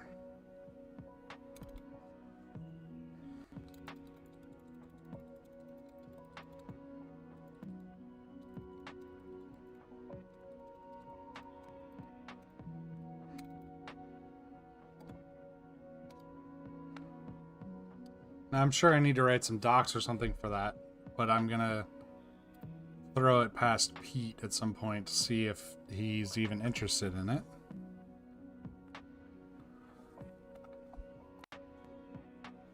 Okay, so there's my build for zaphod. Download the firmware.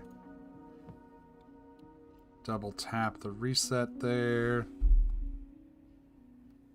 Drag this over to Heart of Gold. That is not what I wanted. There.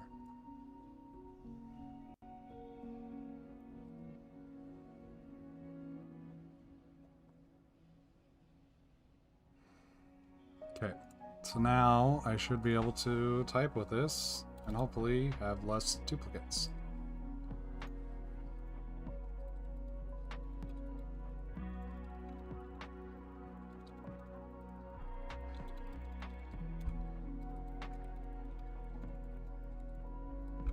Okay. That seems to have worked. Imagine just bumping a little bit of setting to fix your whole everything. Alright. Yeah, I think I'm going to call that on ZMK stuff, because I made some progress. I got the I got the docs PR updated. I got the Nexus node made. I just need to test it. I got the Dvorak includes file made. I just need to test it. Both of those are kind of pending this Docker compose fix from upstream. I'll try to figure out if there's a way I can force it to upgrade somehow, because it does seem to be merged into upstream's like main branch, but I don't know if it's been released yet. I don't even know how I would tell if it's been released yet, other than like clone the Docker repo and look for, I don't know, something I'm not going to do right now. So yeah, let's switch gears a little bit here.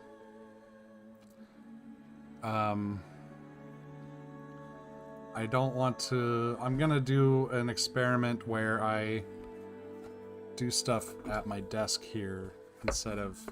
I say at my desk. It's all one big piece of wood. My desk and my workbench. Like this... well, you can't see the other side because it's the same camera. It's all one piece. So it's all one desk, but like at my seated / typing position versus my soldering iron position.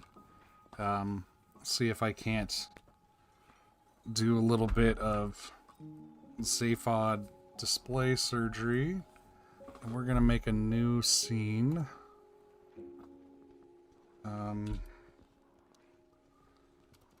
Desk bench, we'll call it.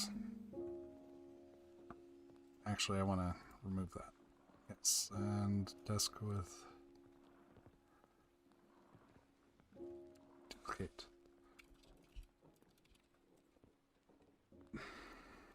Get rid of this.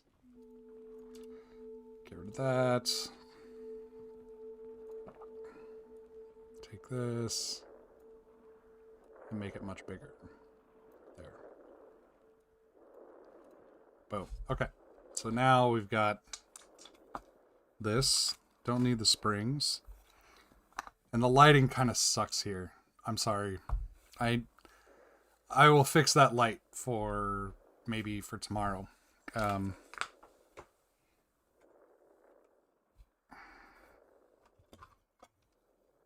this.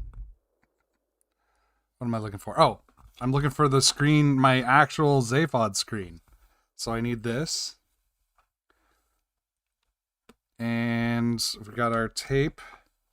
And I don't think I need to solder, which is one reason I'm doing this over here, because I don't need to solder. I don't really want to solder on my desk mat. Also, I got a new desk mat, if you didn't notice.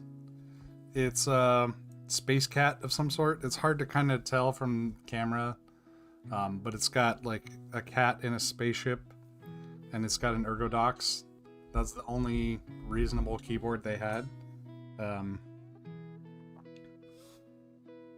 it's got some stars. It's cute. It was a group buy.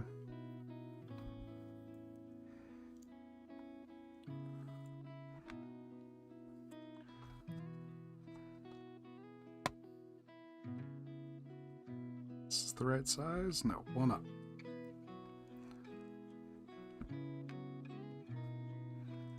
Okay.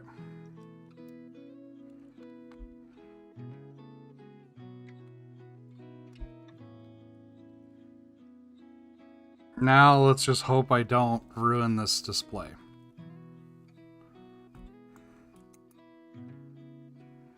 Indeed, a split keyboard space cat.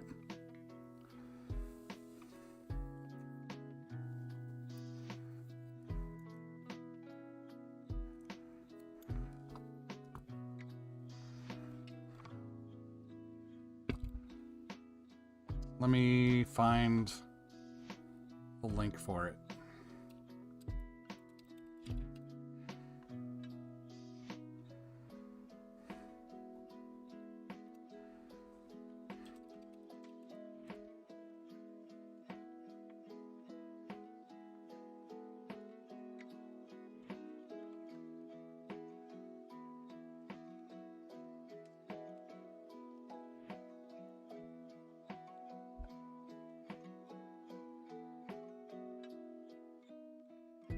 Because it was a group buy, so I bought it like 8 years ago. So I don't remember where I bought it. Dang Cubes, that's it.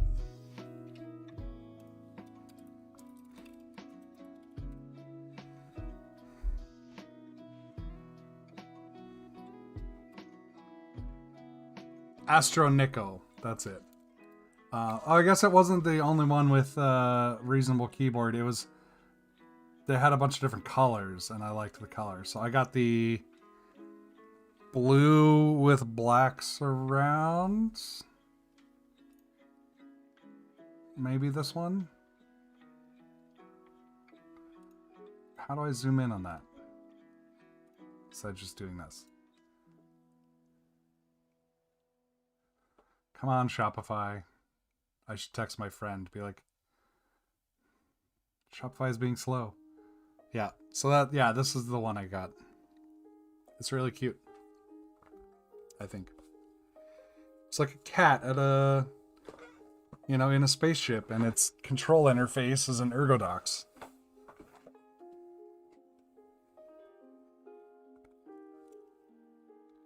Oh, and you can't see this. There. That's the one.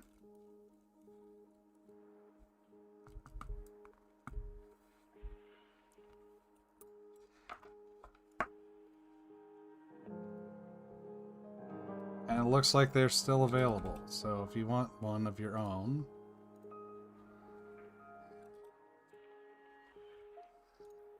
there's the link.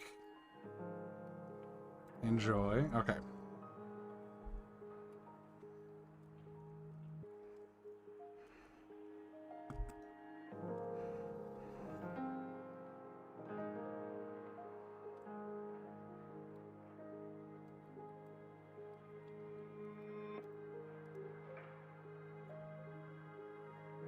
Wow, that is really on there. Okay.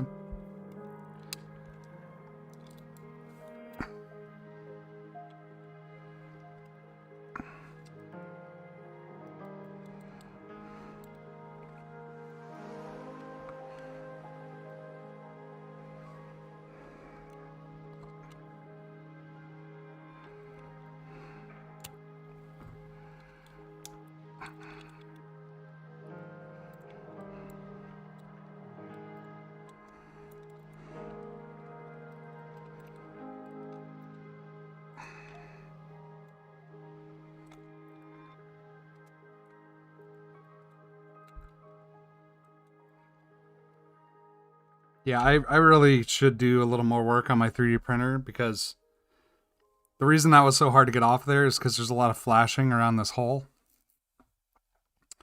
And it's because it's not level, the bed isn't, and yeah. Oh, and here's a problem. Here's where I'm going to run into problems with the fact that these aren't pogoed on here, because I've got these pins sticking up.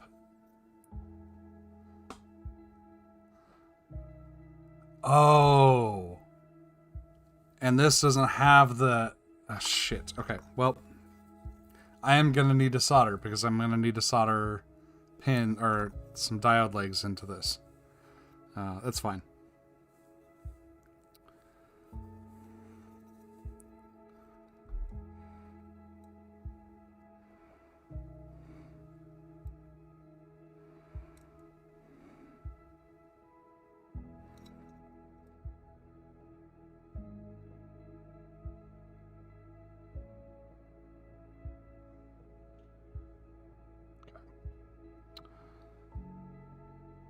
Just looking at the stuff here. Okay, so I want to...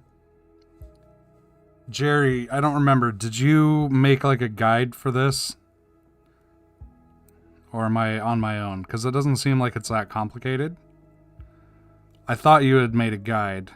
And if you did, I want to follow that guide. Okay, so pull this out here carefully. Okay. And I need to get under the display with the little spudger. Oh, that works nice.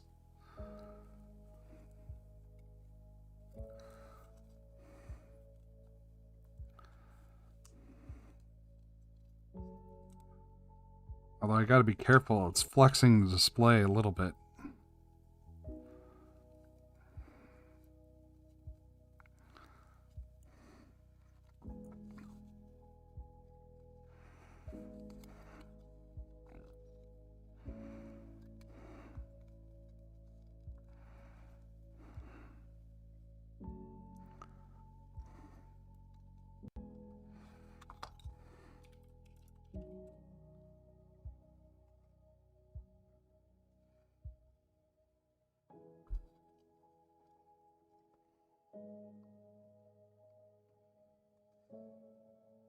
Yep.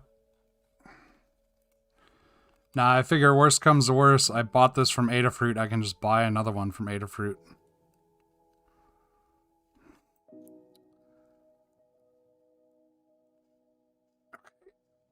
Okay, there we go. And it's off.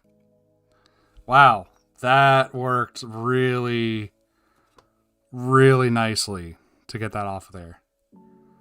That was... bravo. Really, really nicely to get that off of there. Okay, so flip up this zip socket.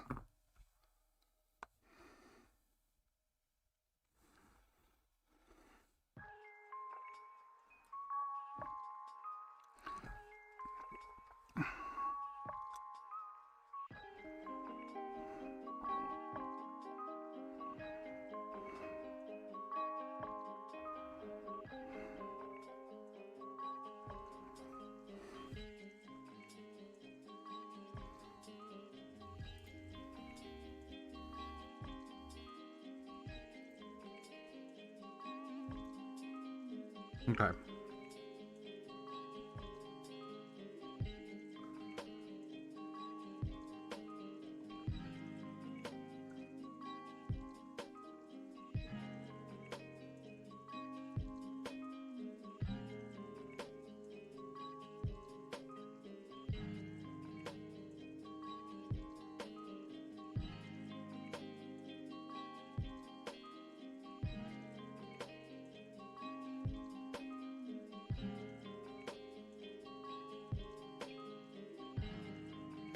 Yeah, that way I don't... that way it gets the right alignment. Bend it, attach it to the purple PCB. Okay. So what is this tape for? Because this is the double stick tape. What's this one? Yeah, all the double stick tape that came off of the display stayed on the blue PCB, so I definitely need to add some double stick. But I feel like this is just regular ass tape. Or is this double stick as well? It's just really thin.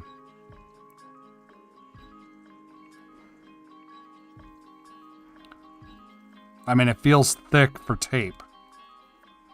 But it might be thick because it's got a layer of protection on it. Both are double-sided, okay. And this is just extra padded double-sided tape or something? Different brands. Use whichever one works better for you. Okay. I'm gonna try this because I wanted to try it.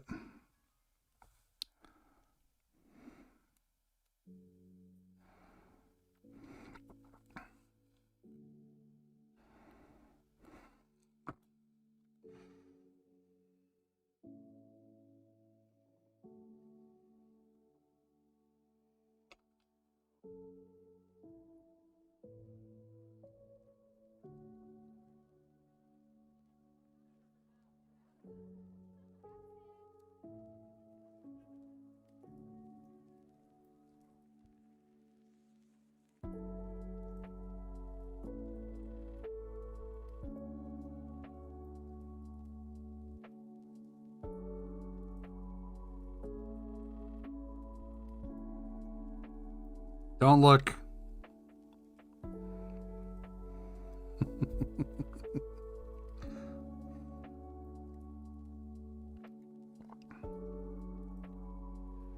More? Oh, then it's double-sided. I see. Okay.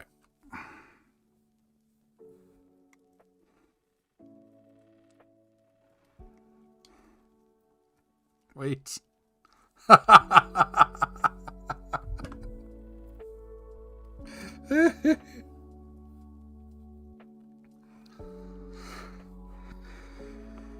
I love seeing people's reactions when I do horrifying things with their boards. Wait, you just took a box cutter directly to the PCB? What do you do? Yep, I'm working on it. It's also hilarious to see everything on a 1 minute delay because I don't know exactly what he's freaking out about.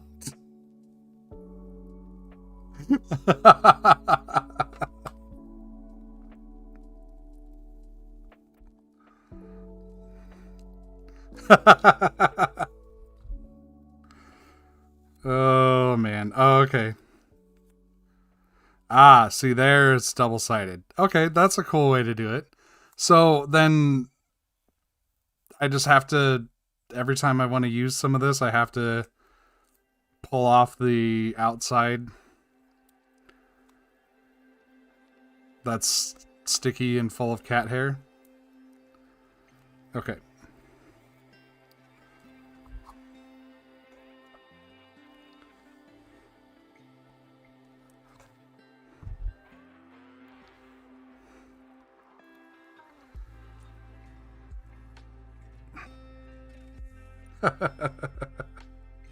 I'm not actually hurting it though. It was very light. You can see, you can't even tell that there's a, that I cut it. Like there's a teeny little scratch on there. It's fine.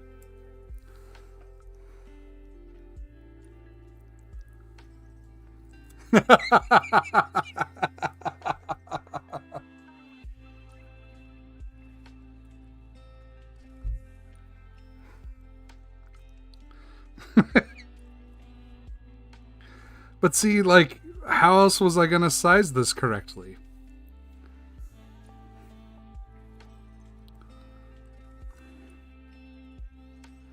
It's so much easier to do by just putting it on the PCB and cutting it to the right shape.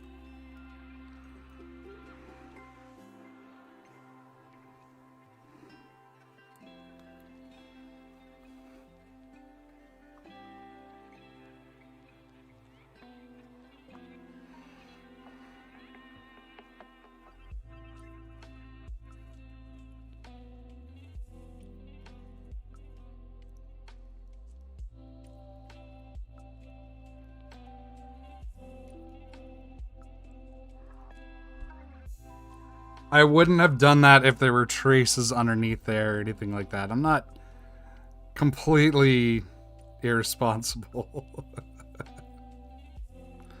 And I didn't just do it for the lulz. Like, that was actually a functional thing. But also happened to be some lulz.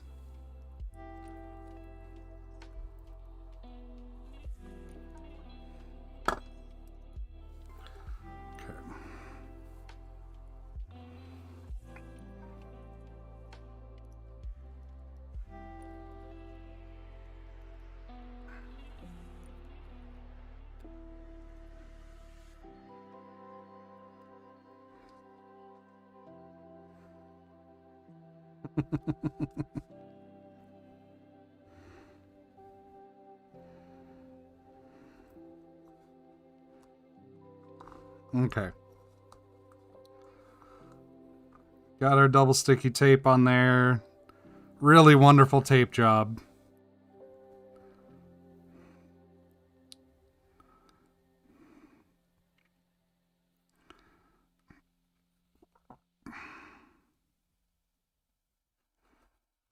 Okay.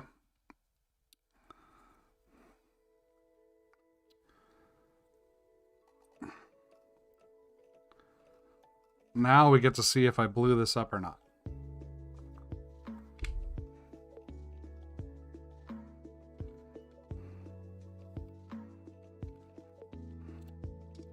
It looks really nice. The purple's a pretty close match.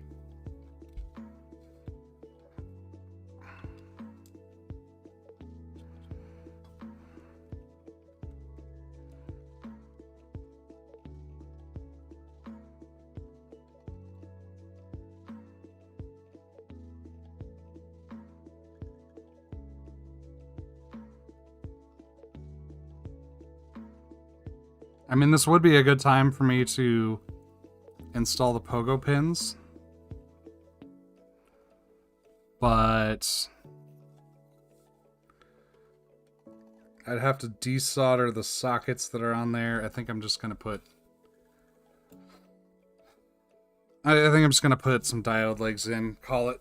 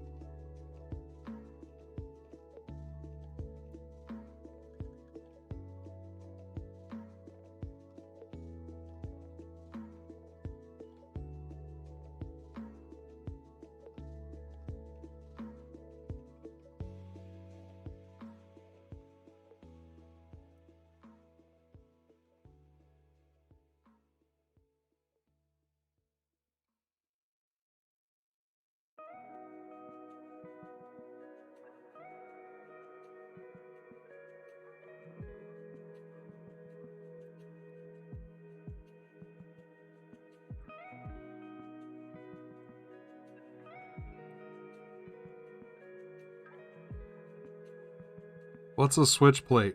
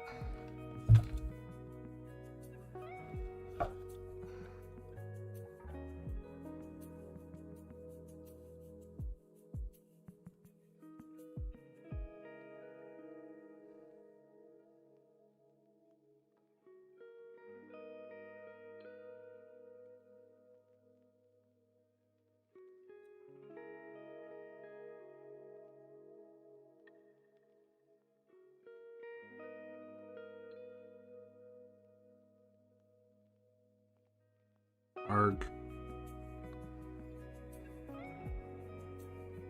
Come on, stick, damn it.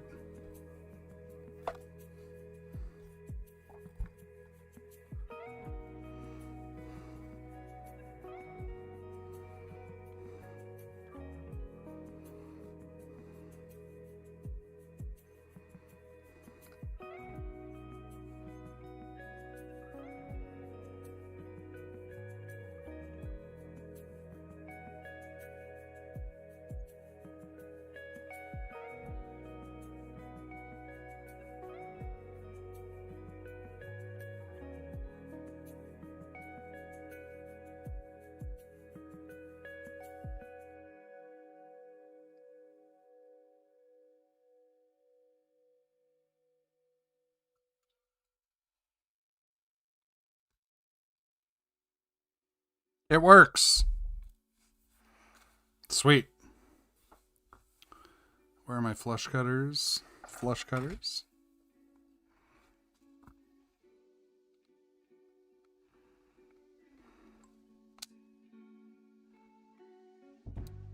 Oops. Should probably turn this off.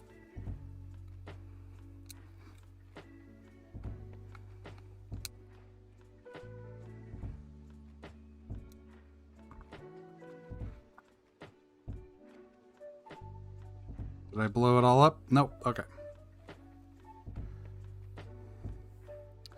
Well, it's only a few diode legs. It's fine.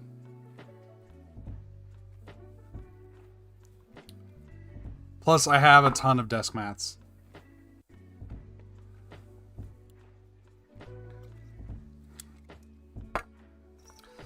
All right. That was very easy. So now, Jerry, I have a question. Did you solder all the components on here, or did you get a PCB aid?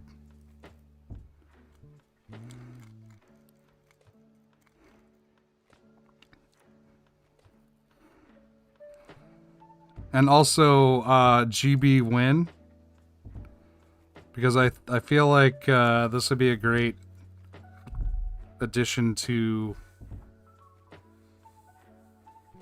the zaphod, like in general.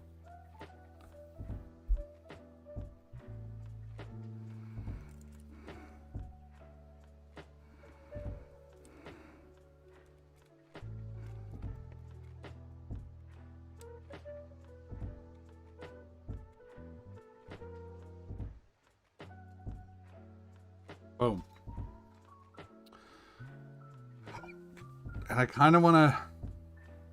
You soldered everything? Nice. Well, you did a nice job soldering. I was looking at it and I was like, wow, that looks really, really good solder. Now the question is, what do I do with this? And I think I'm going to clip the diode legs off of here.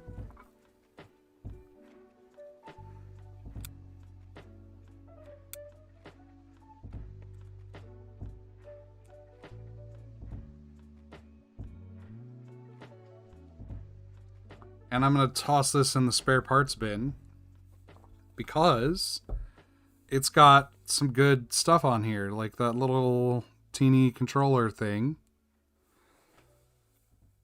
And the connector, and yeah, it's just good to have for spare parts.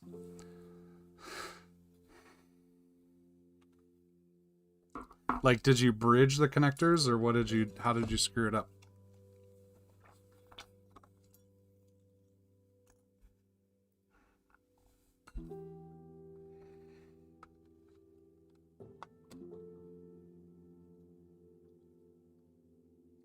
This, I don't need anymore.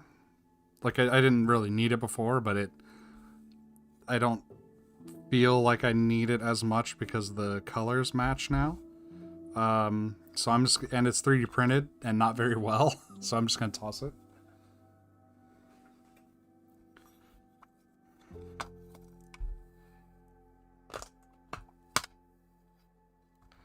Okay, whoops. Oh.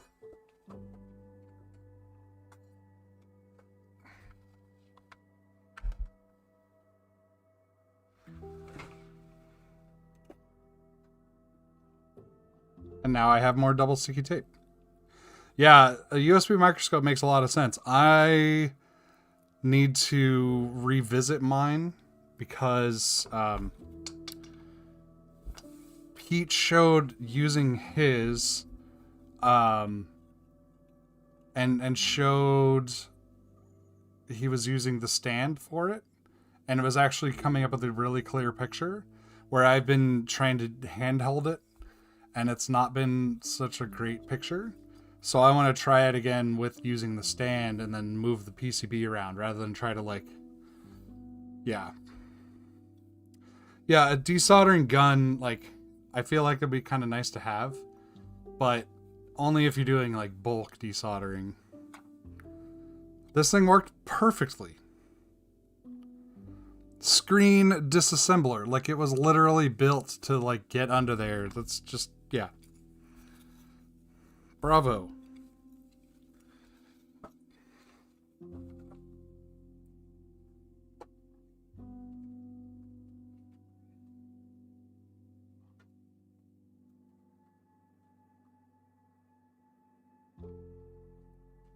Okay.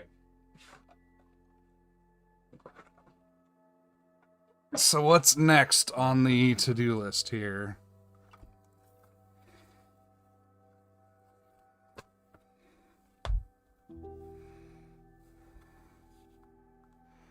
So the big difference between the Adafruit one and yours is that yours doesn't support 5-volt. Which makes sense because it's kind of custom built for the zaphod.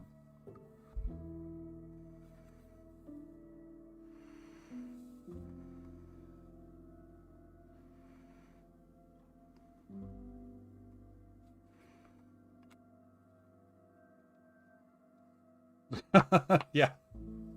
I could see that. It is kind of sharp. Yeah, I assumed it was for phones.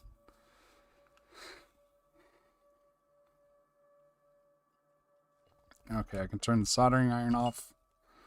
Yeah, I don't know what else I feel like doing today. Does anybody have any ideas? Stuff they want me to revisit or anything like that?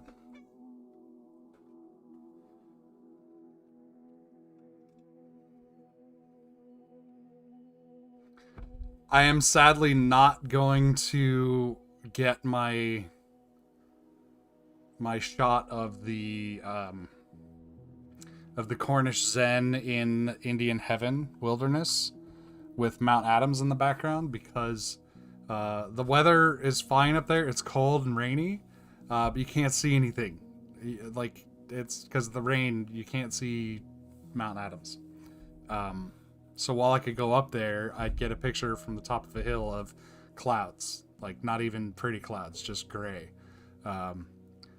So sadly, won't be doing that, which means that won't exist for a long time because by the time it gets around to weather to be able to get that picture, I'll be on the Appalachian Trail for months because Indian Heaven is snowed in until June usually. And then after that, it's mosquito season, and you don't want to be up there. So really, the best time to go is in like late August, September, early October. But the rainy season started, so sadly, not that particular shot. I might still do some camping this winter. Yeah, exactly. Check out this fog and a purple keyboard. I might still do some camping this winter, which means I'll have a campfire and a pop-up tent so it's not raining right on me at the picnic table, and then I'll try to get the campfire in the background with the zaphod or with the Zen and my iPad. They won't be quite as nice as I wanted it to be. Because early on, I was like, yeah, I'll totally take it backpacking and go up to Lemmy Rock and climb Lemmy Rock. I had like the shot I wanted to make. It's not gonna happen though. Anyways, unless anyone else has any burning like, hey, could you revisit this, or could you, whatever happened to blah or whatever, I'm probably gonna call it for today. I ordered some new caps, played around with the with doing some ZMK stuff, typed a little more on my Zen, transplanted the screen. This purple PCB screen is really nice, although now I look at it, it's crooked, and that's going to drive me crazy. And is there a blob of... Did I damage the display? No, that's something on top of it. Yeah, it's a little crooked, so I might happen to... or I might do whatever. What do you mean, whatever happened to the banana macro pad? It's right here. It's got the Arduino Shao installed in it. And all the keys work. And there's firmware. It's in my ZMK config, so if we go to... oh, now I gotta wait for the Zen to wake up. Hang on.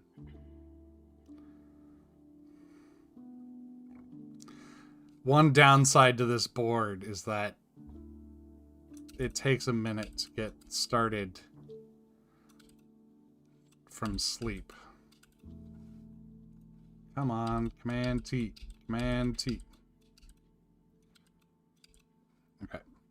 And I think another issue that was discovered was when one side has been awake for a while, the other side wakes up, it doesn't pair properly.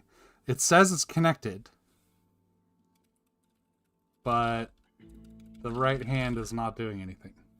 So, well, okay, here it is. So I can type is, oh.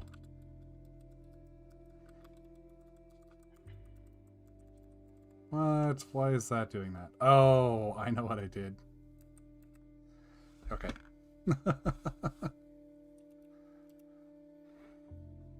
ISBANANA is banana.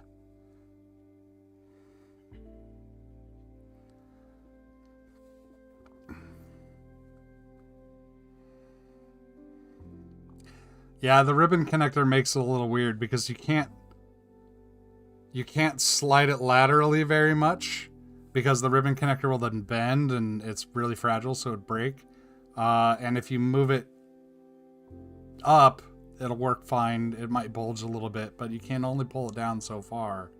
So that does make it a little more complex. Like, it's not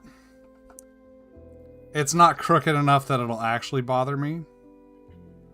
But I will, from time to time, look at it and be like, that's crooked. And that'll, you know.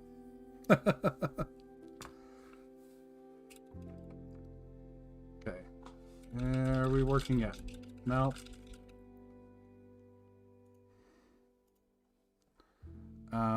Let's... I will say the reset buttons on this are a little hard to push. I usually use a tool of some sort. Like in this case, I used my tiny little keyboard stand. That's really only good enough for a Uno keyboard. Or like a thumbstick or something. Like here's a USB-C to USB-A adapter. Like, it's tiny.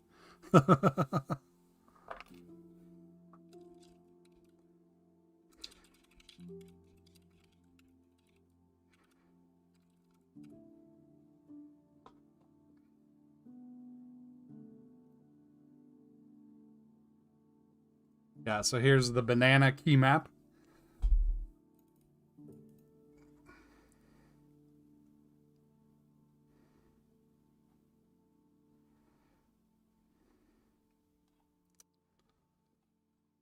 And the overlay for the Shao, which this is where I was pulling the Shao A stuff down into the ZMK over here. Device tree stuff, yeah, I don't know.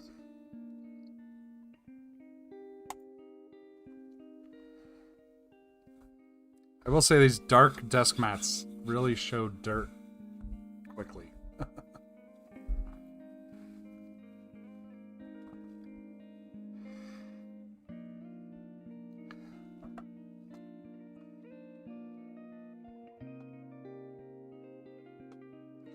Yeah, it's not too terribly off-center or crooked. It's fine.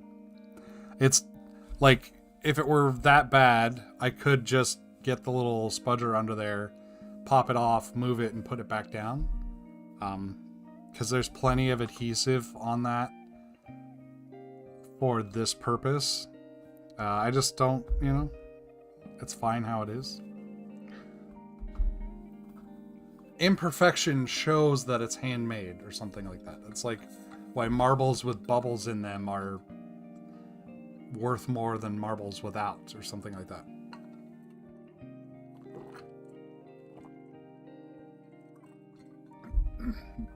And why diamonds with impurities are worth more than diamonds without, because you can make diamonds without impurities in a lab as big as you want. But those are lab grown. They're not natural, organic, free-ranged, you know, slave slave diamonds. I don't know. There's not enough human blood on those diamonds.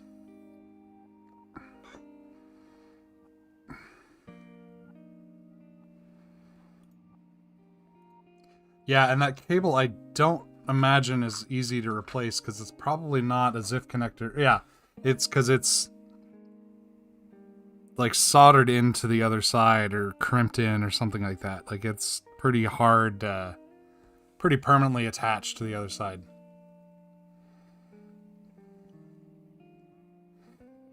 Anyways, I think I'm gonna call it a stream. It's been a good stream. Got some stuff done, hung out, and yeah,